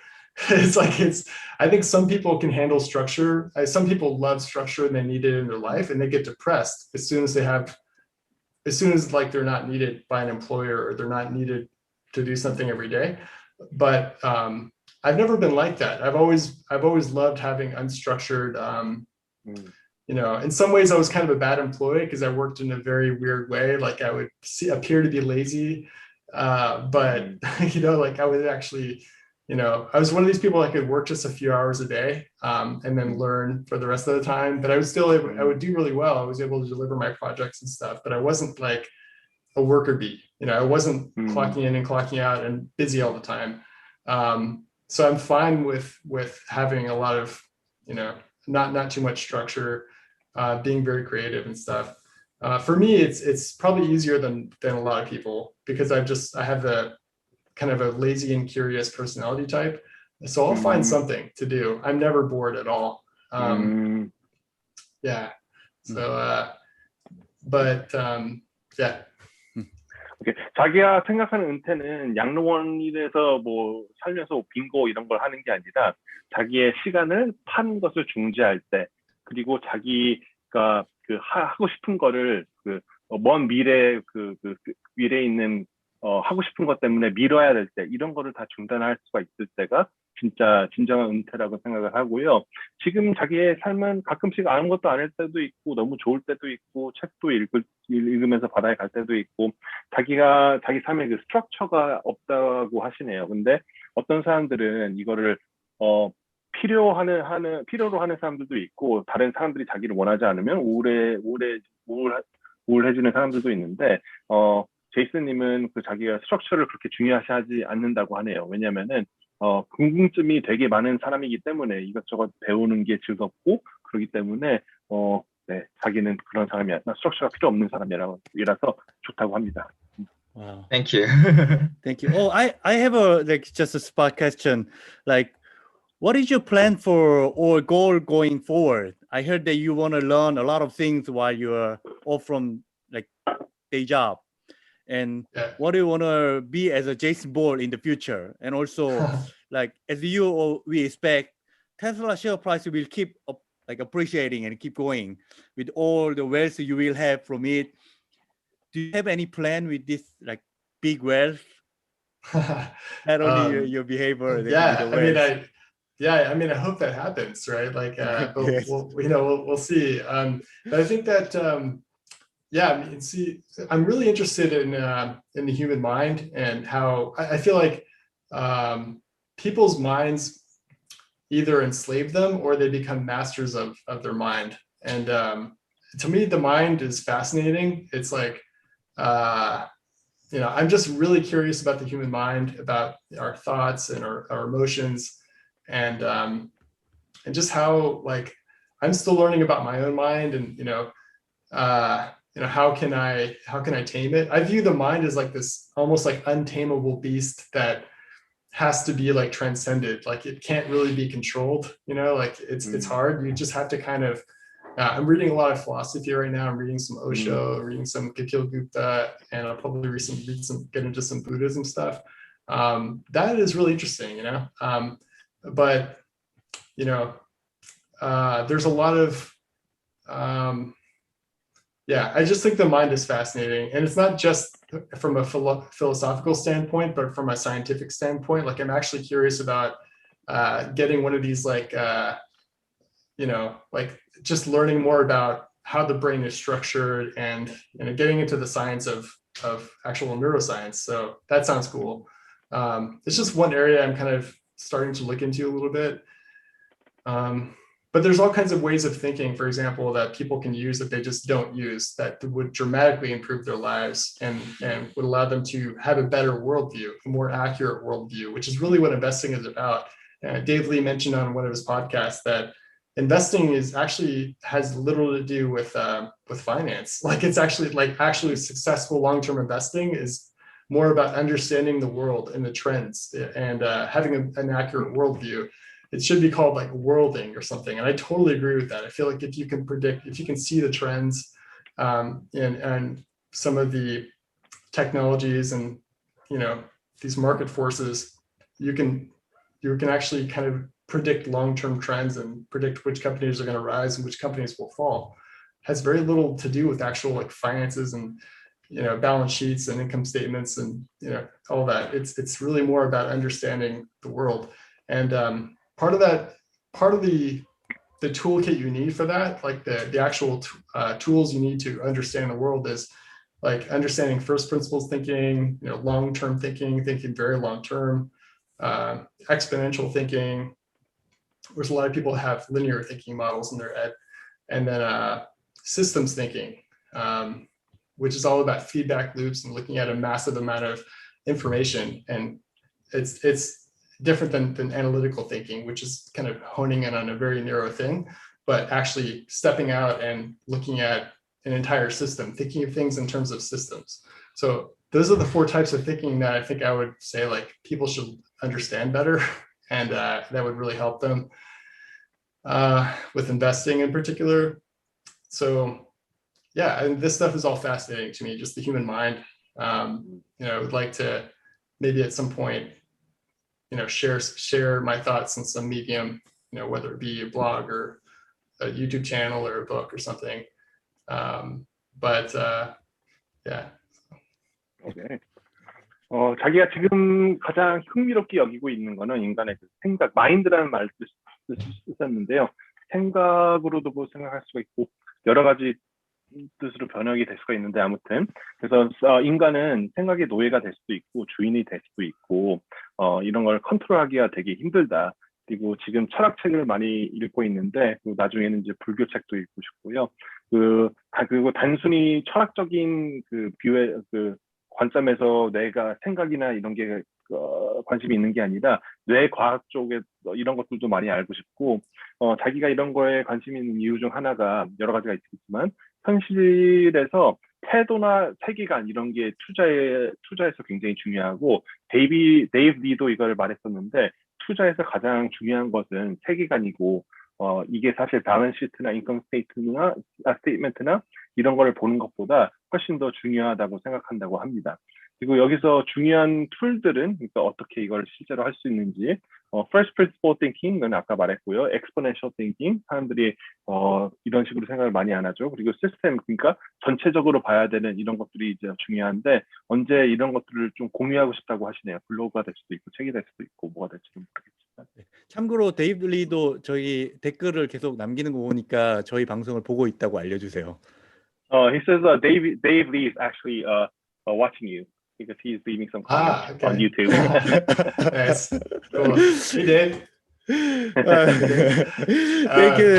Thank you for sharing lots of your opinion and thinking and idea. It's so good. I actually want to listen more about the effective way of thinking and independent of thinker, like last interview mentioned. But maybe we just put this one later a little bit because we have another guest to lots of information still waiting for you. Sorry.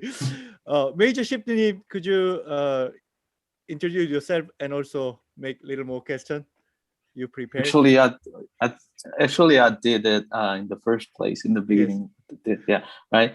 So I have so many questions, but all of us. Yeah. Time is limited, and Jason's time is very valuable. So, yes. So my question. So this can be a pro tip. I think this can be a really good tip. The answer to this question can be a huge help to our viewers. So even if you are retired, you still have living expenses to pay, right? So I think it was Dave Lee's interview, your interview with Dave Lee.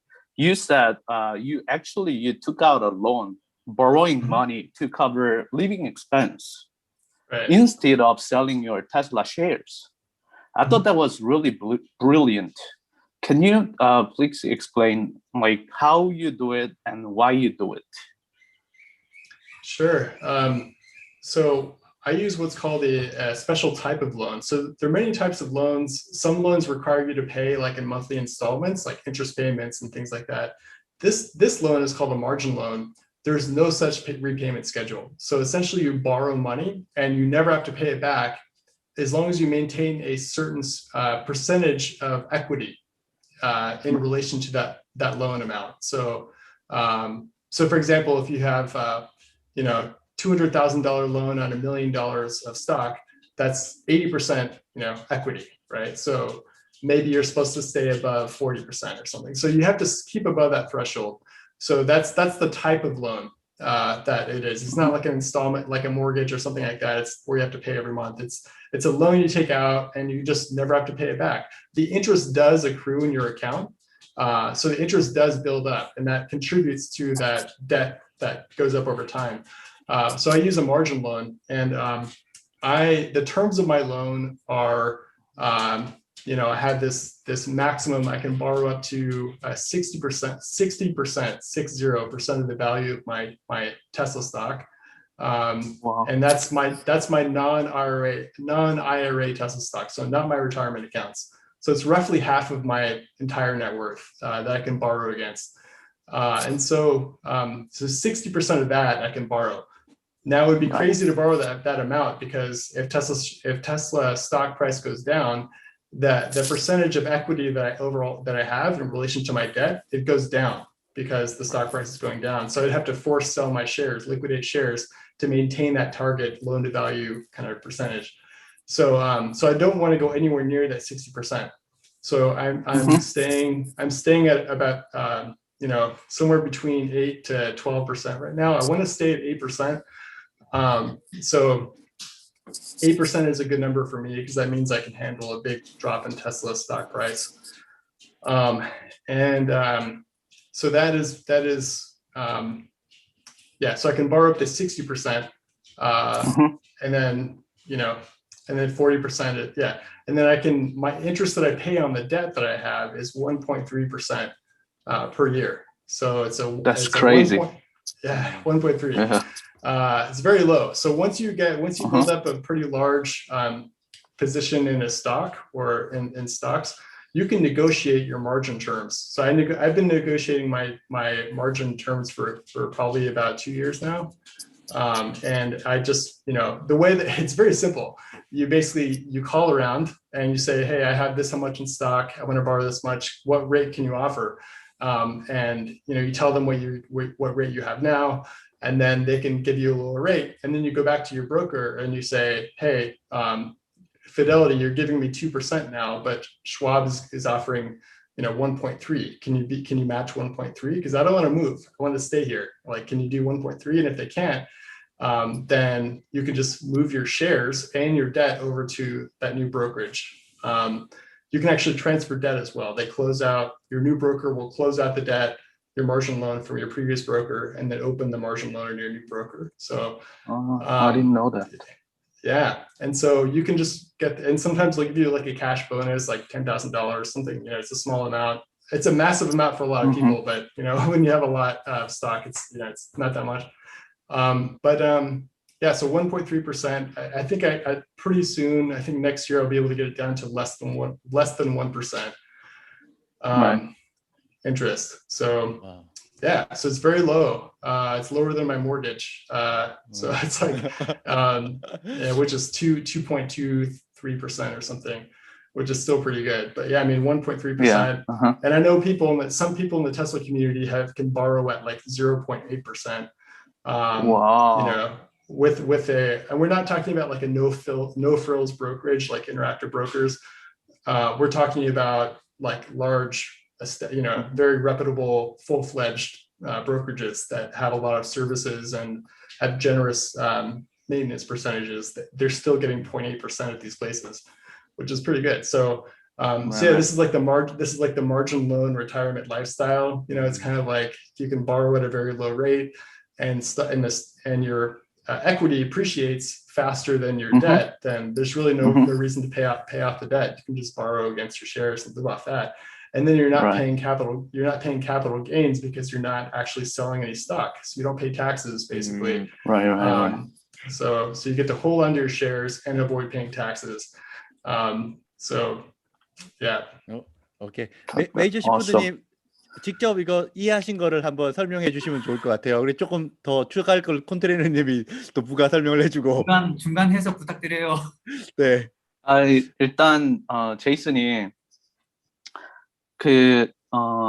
주식을 안 팔고 전부 다 이렇게 주식 담보 대출을 했잖아요. 그 한 이유는 주식 담보 대출로 인해서 나오는 이자가 네고시에이션을 할 수 있어요. 이제 브로커리지에 전화를 해가지고 야, 여기서는 뭐 2% 준다는데 니네는 얼마 줄래? 안 그러면은 뭐 여길로 옮기겠다, 아니면 가만히 있겠다. 그렇게 해서 지금 받은 게 1.5%라고 그러는데 1.5%면 되게 낮잖아요. 그래가지고 그거를 받아가지고 이득을 보는 게 이제 테슬라 주식은 계속 어프리시에이트 하잖아요. 올라가잖아요. 그래서 거기에서 이득을 보고 또 하나는 이제 캐피탈 게인 텍스를 안 내게 되니까 제이슨 같은 경우는 7불 정도부터 계속 모아왔다고 그러겠잖아요. 그러니까 팔 때마다 팔면은 20% 정도 돈을 내야 되는 거죠. 그렇죠. 그럼 팔면은 거의 그냥 전부 다 캐피탈 게인으로 잡히는 거잖아요. 그러니까 그거 어보이딩하고 그게 그렇다고 그럽니다.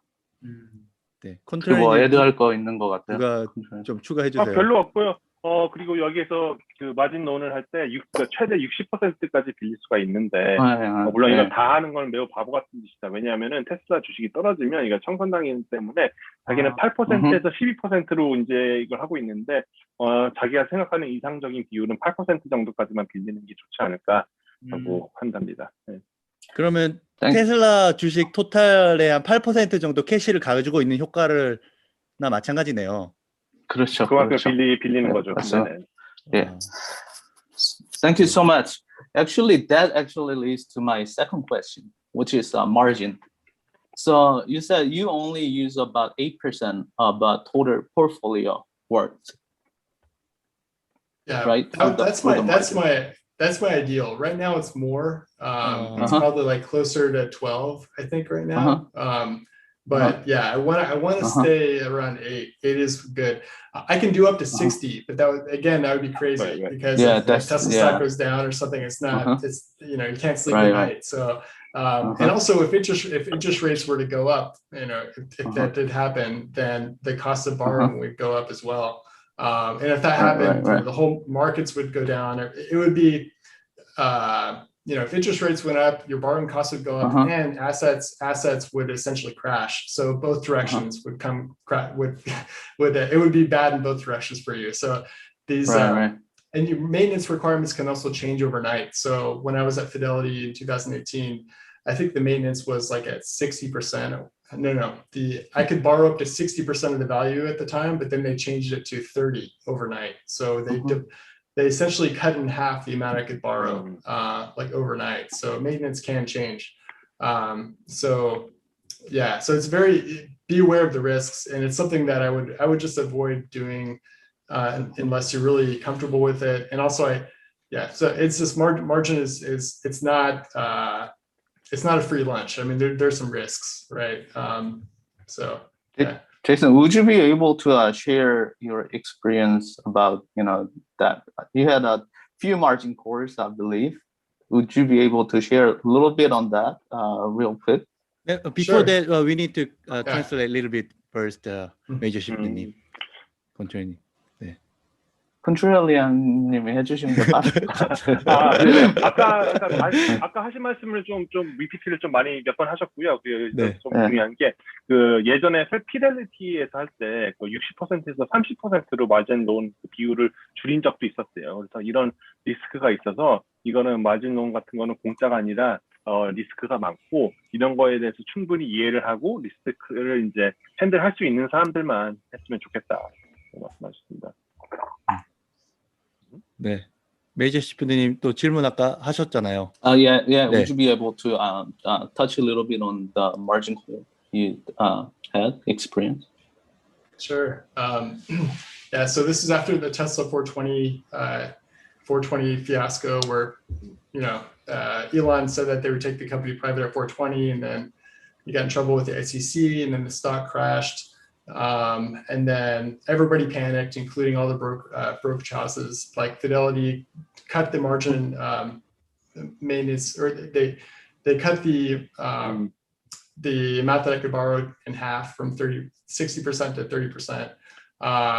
Tesla stock went down as well, so I had to sell. I was margin called. I had 6 margin calls, some of them well over $100,000. So I just had to sell. At the peak, I had 25,000 Tesla shares. That 10,000 of those were borrowed. Wow. And I had to sell. I had to sell like 10,000 shares, and something like that. Actually, 8,000 I think were borrowed, and I had 2,000 that I borrowed, 2,000 that I owned outright.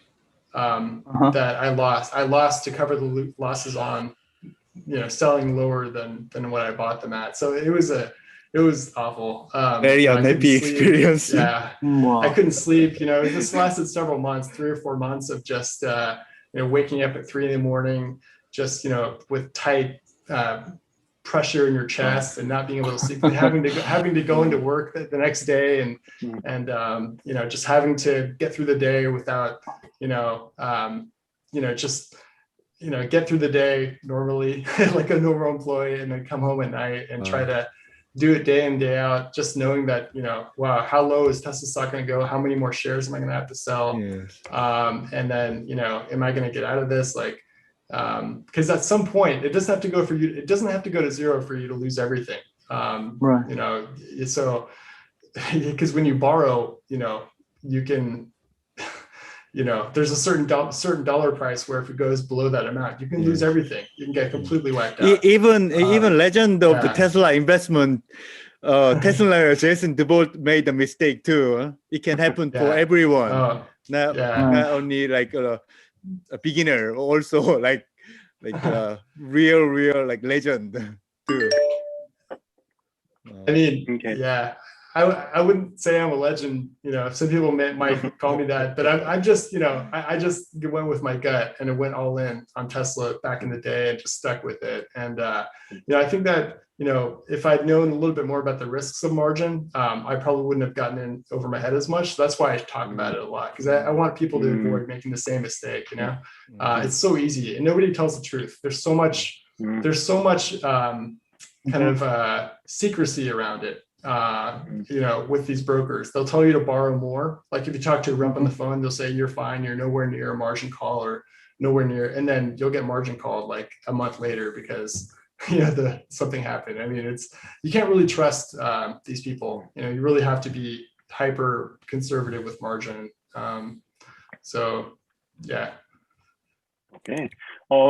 예전에 그 일론 머스크가 420불 때 이거를 그 상장을 이제 폐지를 하겠다고 한 적이 있었잖아요. 그때 주식이 올라갔다가 이제 엄청 내려갔었고, 그 피델리티도 이거 때문에 60%에서 빌릴 수 있는 그 양을 60%에서 30%를 줄이고, 그래서 이때 디볼트님도 청산을 당했는데, 지금 생각해보니까 한 8,000주 정도를 빌린 걸 청산을 당했대요. 그때, 하루 아침에 그런 건 아니고 석 달에서 넉 달 정도 이제 계속 이게 일어났었는데, 그때 새벽에 일어나서 막 가슴 통증도 좀 있고 뭐 불면증에도 좀 시달리고, 근데 일은 해야 되고 이제 좀 힘든 기억이 많았었고요. 그리고 마진콜이 당할 때 꼭 다 그 주가가 0으로 가야지 다 있는 게 아니라, 마진콜을 할 때 어느 적정성이 있는데 그 밑으로 떨어지면 다 제로로 가는 거라서 다른 사람들은 리스크를 알았으면 좀 좋겠다. 그리고 자기도 이런 걸 다 알았으면 좀 덜 했을 것이고, 자기가 이런 거를 얘기하는 거는 다른 사람들도 이런 걸 좀 조심했으면 하는 마음에서 하는 거래요. 그래서 마진콜 같은 거는 쉬쉬하는 사람들도 많고, 증권 회사들은 늘 더 빌리는 것들을 원하기 때문에 믿으면 절대로 안 되고, 마진콜은 언제나 보수적으로 해야 된다라고 말씀하셨습니다. Thank you so much about sharing your even bad experience. It helps everyone, even us, and also to every Korean people too, and every friends of us. 컨티니언님 또 질문 준비하셨잖아요. 네네네. 통역하느라 바쁘셨는데 질문 또 해주세요. Right. This is my personal view, but within the Korean society, amongst the younger people, I think there's a slightly negative view, where many people believe that if you're born into certain social economic strata, then it's almost impossible for you to move up, right? And then I believe that you're one of the people that actually sort of broke. I mean, you show that through your own actions. You sort of show that that's not necessarily the case. Do you have any words of encouragement for young people of Korea who believe that you can't get out of the social-economic situation that you're born into? Yeah, I'd say it all starts with the mind. If you buy that narrative, that there's really no way out of it, you're guaranteed to be right. Right. so it really starts with believing in yourself and just kind of, you know, again, it comes down to your mind. It either enslaves you, you're a slave to your mind. Most people are slaves to their mind. They literally, their mind traps them in life. It keeps them contained. Or you become a master of your mind. You use it as a tool to leverage yourself, and you do that by learning things, by understanding things, you know, I've had some good breaks in my life, but I've had some bad ones too, some huge setbacks in my career, and like it's, you know, hasn't been pretty, right? Like there's been a lot of struggle, and I think everybody has. You know, I think it just starts with your mind. You have to really, that's why I'm so passionate about the way people think. It's because I think so many people are just trapped by their own thinking. And Dave Lee talks about this too on his podcast. There are a bunch of YouTubers that go into it. You know, it's really about telling yourself that that's not true. Like what you just told me, you know, like I really never believed that. You know, I never believed that the system would always keep me down and I would never become wealthy or anything. I never believed that. I always thought it was possible, at least. So yeah, it just starts with that mindset. And then also I more on a kind of outside of the mind, like I don't know what the economic conditions are right now in Korea, but they're not that they're not good here in the US. You know, either, you know, and also in Europe might even be the worst. But you know, I don't know, but I think that staying, you know, the people that are going to do well in the future, I think are the ones that are the most curious, the ones that are able to learn to use the internet effectively and do research and learn independently and avoid institutions. They're the ones that can learn to you know, start their own businesses or online business. You know, and traditional institutions like schools and universities are not going to help you unless you want to become an engineer, or if you want to do something in STEM, it still makes sense. But if you want to do something, you know, non-engineering related, it just doesn't make sense to pay a lot of money to go to one of these schools. And credentialism, like being very focused on status and impressing people like your parents or your friends is going to get you nowhere. It's just going to, I was never interested in that as a kid. I was never interested in showing off that I got admitted to some university when I was in high school. I didn't care about any of that. I really did not care about status. Even to this day, I don't really care much about credentials and status. I treat people without credentials with just as much respect as those who do. So getting past this whole credential status thing is also really important. Understanding that that does not give you actual, you know, value in the economy, right? Nobody cares about that. Like people only care about, can you build something or can you sell something? Those are like the two only skills that you need to learn to become useful. Yeah. 컨트롤님 질문도 같이 이야기 한번 해주고 답변을 해주면 네. 제가 던진 질문은 요즘 한국 사회에서 보면 특히 젊은 사람들이 좀 비관적인 시선들이 되게 많잖아요. 뭐 금수저, 은수저, 흑수저 이런 것들이 되게 많고 벼락거지 이런 말들이 굉장히 많이 나와서 부모님이 부자가 아닌 이상 자기도 이런 경제적 그 스타레스를 이제 올리기가 되게 힘들다고 생각하는 사람들이 많은데 제이슨님은 어떻게 보면 행동으로 그게 가능하다고 보여주셨잖아요. 그래서 한국에 있는 젊은 사람들이나 하나 이런 비관적인 시선을 갖고 있는 사람들한테 던지고 싶은 메시지나 하고 싶은 말이 있는지 이렇게 이게 제 질문이었어요. 그리고 제이슨님이 하나 말씀하시는 게 우선적으로 그런 말을 믿으면 100% 그렇게 될 것이다. 자신을 믿어야 되고 역시 마인드가 중요하다. 마인드를 통해서 주인이 될 수도 있고 노예도 될 수가 있기 때문에 이걸 먼저 컨트롤해야 되고 자기도 뭐 지금 결과론적으로는 되게 잘 됐지만 자기도 힘든 일이 되게 많았다. 그래서 이런 시각에 구속되지 않았으면 좋겠다고 생각하고 자기는 언제나 자기 자신을 믿었다. 그리고 한국은 잘 모르겠지만 미국도 지금 상황이 매우 안 좋고 유럽도 안 좋다. 그리고 하지만 이런데도 불구하고 잘 되는 사람들도 있고 이런 사람들을 자기가 봤을 때 궁금증이 매우 많고 인터넷 같은 걸 통해서 늘 배우는 사람들 그리고 예전에 있었던 그 인스티튜션 같은 거를 이제 좀 피하고 사실 학교 같은 거는 요즘에 그렇게 크게 도움이 안 된다. 얘는 엔지니어가 이런 게 되고 싶지 않은 이상 어떻게 보면 다른 사람들의 인정을 위해서 살면 사는 것이 아니고 난 이런 것에 늘 상관 안 했고 증명서 같은 거는 사실 쓸데없다고 생각한다. 진짜 중요한 거는 뭘 만들 수 있는지 무엇을 팔 수 있는지 이런 실제로 이제 실력 같은 게 중요한 거지. 나는 다른 사람의 타인의 시선이나 이런 거는 신경 안 쓰고 하는 게 좋다고 생각합니다. 나갔어요. Wow, this is so amazing. It's kind of all answer of the effective way of thinking and independent thinker as well. That's what I wanted to ask before. The like a little beginning of the. It's so impressed. 굉장히 좋은 답변이었.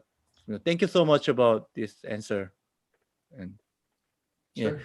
yeah, and we all already have everybody made the one question, but also I want to show another question from the Korea Teslaneer, like same like you, who is known as a Korean Teslaneer, the Brian Che. Probably you guys are friends with the tweet as well.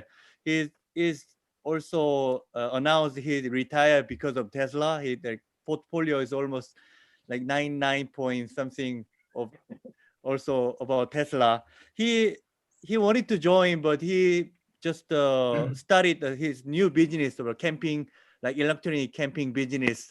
So it's kind of in a very countryside, but Starlink is not is the spot yet. So he cannot connect with the internet properly at the moment. So he also wanted to say thank you to join our channel, but he also made some question. I make the question in Korean first. 아마존이 내부에서 준비 중인 AI랑 테슬라 AI의 차이점과 개발 속도나 퀄리티에 대한 개인적 견해가 궁금하다고 합니다. It's a very technical question, but sorry about the hard question in the last. No. It's I think the question is fascinating. That's why I was smiling. Okay. Yeah. In your opinion, how do you feel about the AI that Amazon is creating or making versus AI that Tesla is creating or making? And what are the differences, and how do you feel about both systems, or which one do you think is better? That's a good question. I don't know if I can fully answer that because I'm not that specialized in AI, but I did work at Amazon. I worked a little bit with SageMaker, which is Amazon's kind of machine learning AI, one of their machine learning products. I think that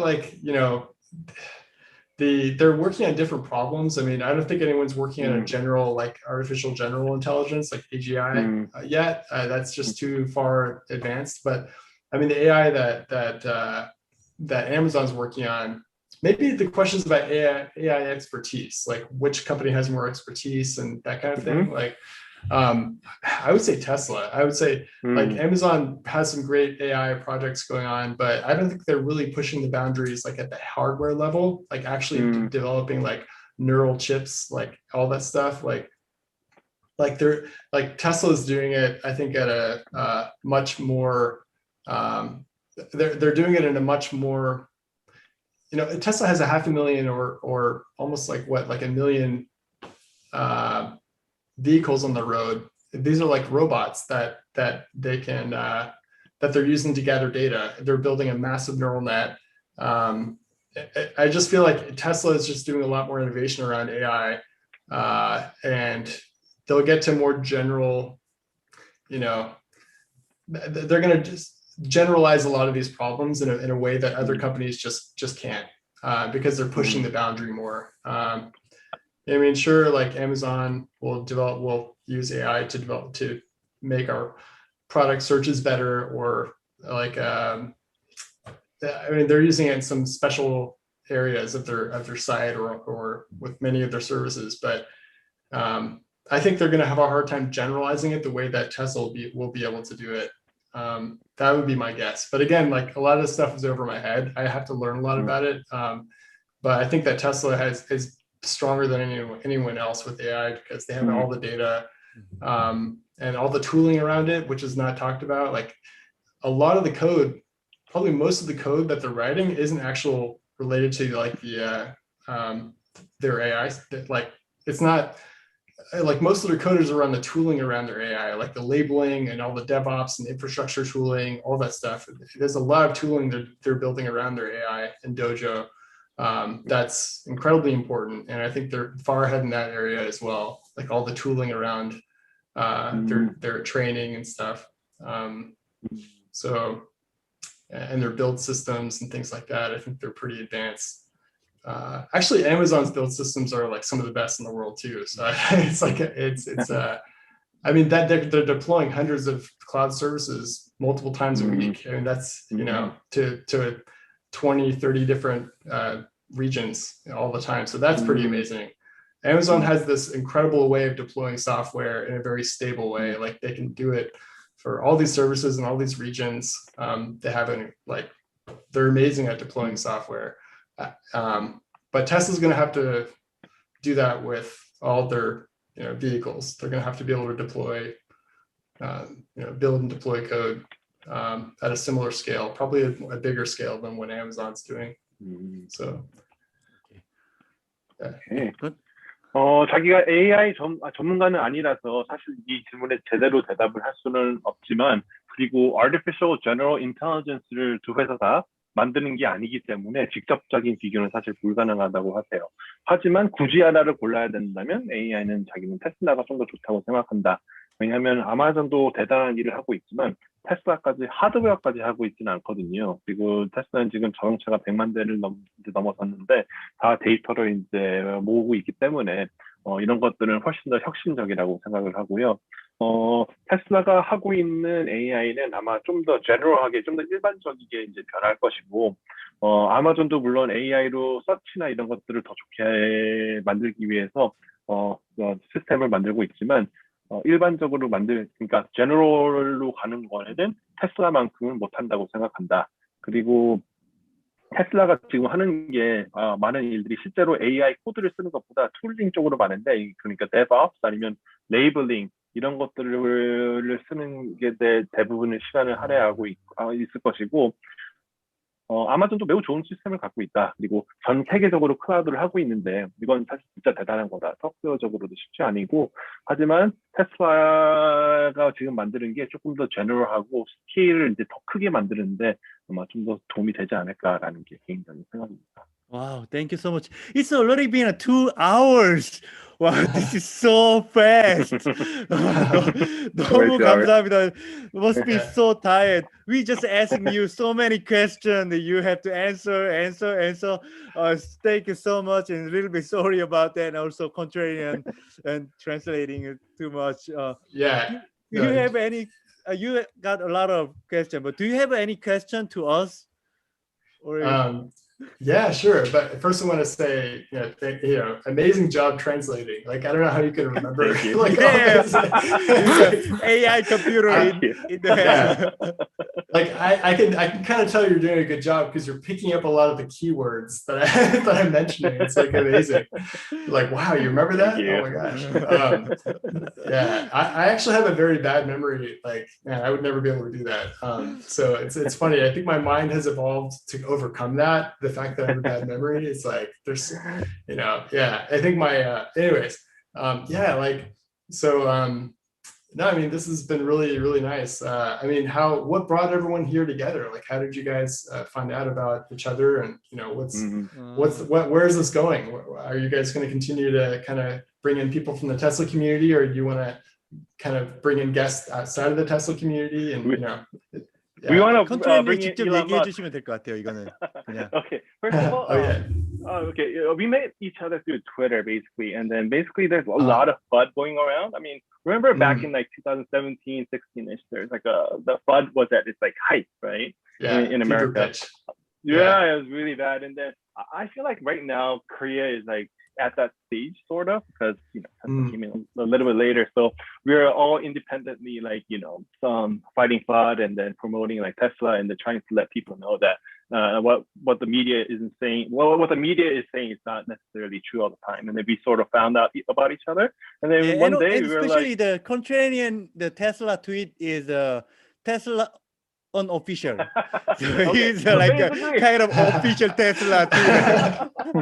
No. So I saw that. I just began tweeting like last year, and then the first like page that besides like following Elon Musk and stuff, the one of the first thing that I try to look for is like the official like Tesla Korea Twitter page, and then I couldn't find it, and I couldn't find anything, and then so I was like, why not?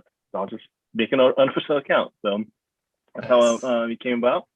And then so we met each other, and then we just had started having weekly meetings, and then one day we had this crazy idea of why don't we At the invite beginning, we didn't make the plan to make a gather to all together, like continue doing, but just at the first we just 3 or 4 people had a Zoom at the beginning, and then I will see how it going. Then next day, the more people coming, and the next time more people coming, and then we invite them like kind of influencer in Korea, like Brian Choi and Han Tae-ta, who's a very famous YouTuber operating YouTube channel for Tesla owners.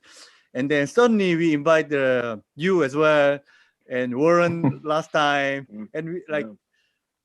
I don't know, like last time Contrarian say, oh, in a few years, we're gonna invite Elon Musk. Then the world make this group is like very strong and bigger, I think. Yeah. I don't see why not. I mean, keep it up. I can definitely see Elon, joining, Yeah, why not? I mean, he's Go ahead.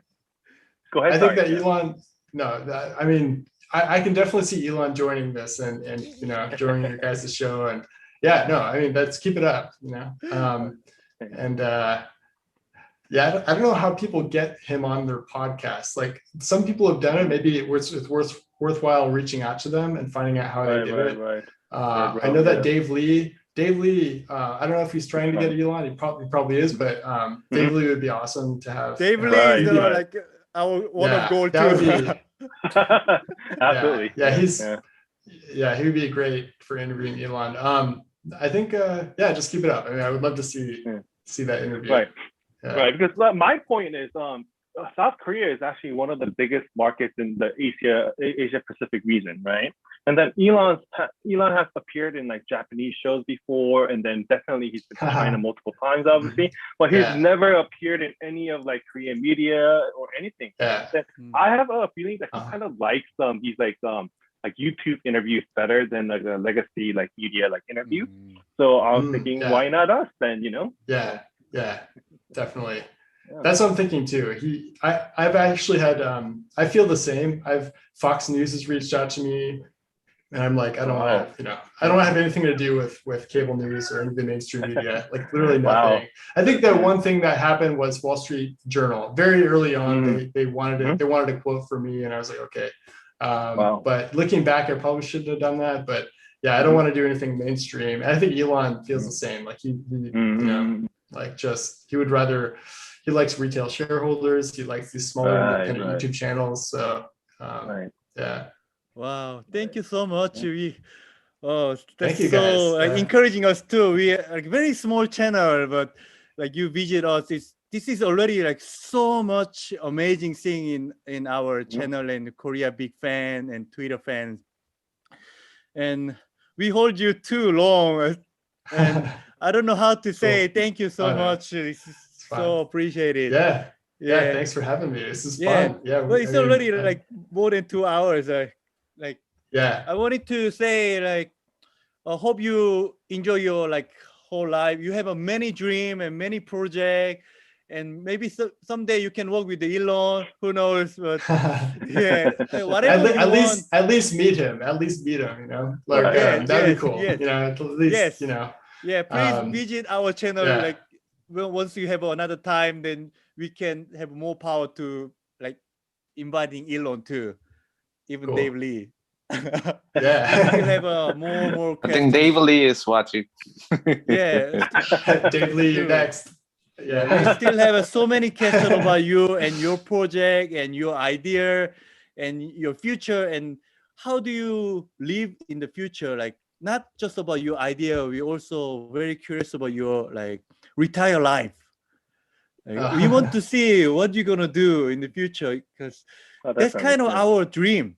All of investors' dream. Like you already make the real, but not only us, many Korean investors want to have a same dream as like you had the dream last few years ago. So hopefully we can see you again someday. Then keep in touch with Twitter and Messenger as well. On your own YouTube channel. Yeah, on YouTube channel too. Wow. We know you're gonna do. Yeah. Right. Please say the 저 last 질문 word. 있어요. Yeah, 로시로브님. 네,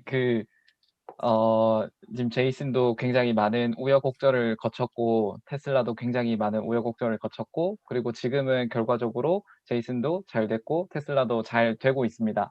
그래서 아주 긴 시간이었는데, 이 긴 시간을 되돌아보면 어떤 소감이 있는지 궁금합니다. Yeah, maybe that will be the last word, and then we can make him free.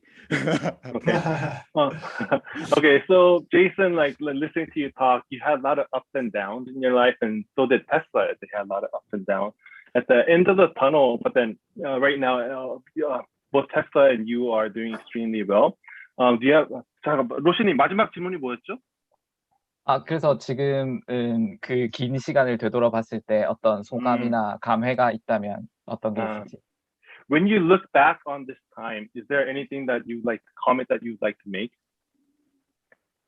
On this time, like my retirement, or just the last 2 hours, like no, not the last 2 hours, but the entire time that you were investing in Tesla. Like there were a lot of ups and downs. Yeah. Is there any comments that you'd like to make?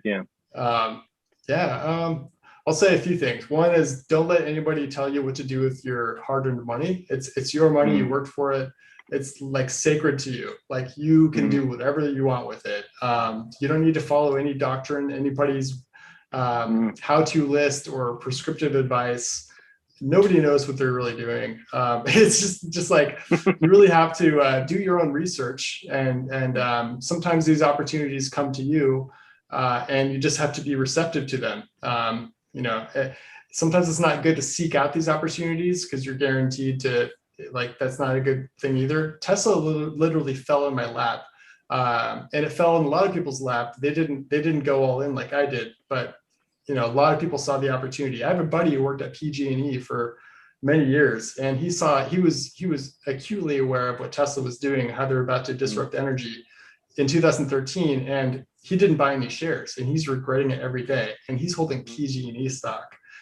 So like he regrets that, and like, so these opportunities come to people all the time. They just have to make sure that they fully, that they can seize those opportunities and take advantage of them. So that's huge. So that's the second point. So first point is, don't let anyone tell you what to do with your money. Second one is, recognize opportunities when they come to you and just do, and then third one is just do your own research. Convince yourself. You're the only person you need to convince. Don't work on mastering your craft of convincing others that Tesla's a great investment or whatever. Work on convincing yourself. It could be writing, a report or something like that. And the fourth one is just focus on your mind. Focus on your mind, and like kind of learn that the greatest peaks that you can climb are inside your own head. It's like, it's not like you have to go to on some crazy adventures to learn about yourself. You can literally just read, and if you read the right books, you can discover some amazing things about yourself. And so that investing and holding on to these during these really scary times when you're down 60% of your net worth or something like that, you really all you really have is like your own conversation in your head, and that conversation must be healthy, right? Somewhat healthy. So like so do have a good relationship with yourself, like basically just understand how you think, and and maybe be healthy, eat healthy, and exercise. And these are all things that these are all things that, like, I'm gonna, most people hear this stuff and they think it's cool and then they forget about it. So you're gonna have to learn this stuff on your own anyways. So it's like a good luck. It's like you have to, like, I'm not a fan of giving advice to people generally because it falls on deaf ears. So you really have to like kind of learn this stuff on your own, and come to these. It all comes from experience, right? No one really taught me this stuff. I kind of figured it out on my own. And to really understand these things that I'm talking about, you really have to take your own journey and learn it yourself. So, you know, it's not enough to just hear it. You have to like actually fail at a lot of things and get there yourself. Yeah, so that's. Wow, yeah, amazing. We'll see how Contrarian translate the whole last sentence. Okay. Okay. Just brief is okay. 네네네. 그 우선적으로 그 자기가 번 돈으로 그 뭘 하든지 다른 사람들의 말을 듣지 말라고. 혼자 이거 모든 것들은 다 혼자서 배워서 하는 거지 전문가는 없으니까 자기한테도 테슬라는 그냥 우연히 나타났고. 그래서 기회가 왔을 뿐이고 자기는 그 기회를 잡았을 뿐이래요. 그 친구가 PG&E라는 회사가 있는데 이게 미국에서 가장 큰 그 전기 전력 회사 중 하나예요. 예전에 그 에런 브로코비치라는 영화가 있었는데 그 영화도 이 회사에 대한 거고 그 친구가 테슬라가 뭘 하는지 알았는데 또 불구하고 주식을 사지 않았대요. 그래서 지금 매우 후회를 하고 있고 그리고 세 번째는 다른 사람들을 믿지 않고 자기 자신을 믿어야 된다. 그래서 이런 회사들에서 알아볼 때 혼자서 리서치를 해야 되고 다른 사람들을 말을 믿으면 안 되고 자기 자신을 컨빈스를 해야지 이게 진짜인 거지 다른 사람들 말만 듣고 하는 거는 진짜 이거 리서치가 아니다. 그리고 마인드 포커스를 해야 되고 자기 자신에 대해서 배우는 것은 사실 뭐 대단한 게 필요 없잖아요. 그 책을 읽으면서도 할 수가 있으니까 예를 들어서 주가 같은 게 한 60% 내려가면 그 자기 머릿속에서 자기 자신과 하는 대화밖에 사실 없다고. 그래서 자기 자신과의 관계가 중요하고 마인드 컨트롤 할 수 있는 능력을 키우는 게 굉장히 중요하고 뭐 이런 걸 말하다가 뭐 건강도 중요하고 이러지만 뭐 많은 것들은 사실 뭐 잔소리처럼 좀 들리기 때문에 이런 걸 말하는 걸 크게 안 좋아하고 사람들이 이런 말을 들으면 그렇지 하고 실제로 이제 행동으로 옮기거나 느끼질 않는데 혼자서 경험을 하고 혼자서 느껴야지 이런 것들 다 알 수가 있기 때문에 이런저런 시도를 많이 해보는 게 중요하다고 합니다. Wow, that's 100% Thank you perfect very much. Contrarian translator. Thank you. And Jason, thank you so Awesome. much.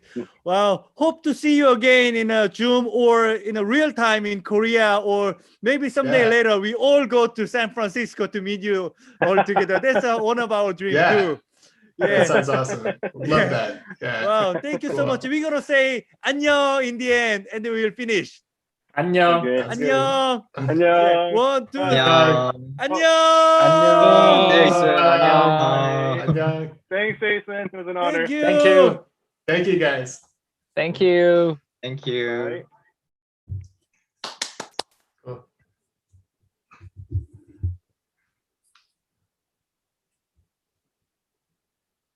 All right. Awesome. Awesome. Bye bye. Thank you very much.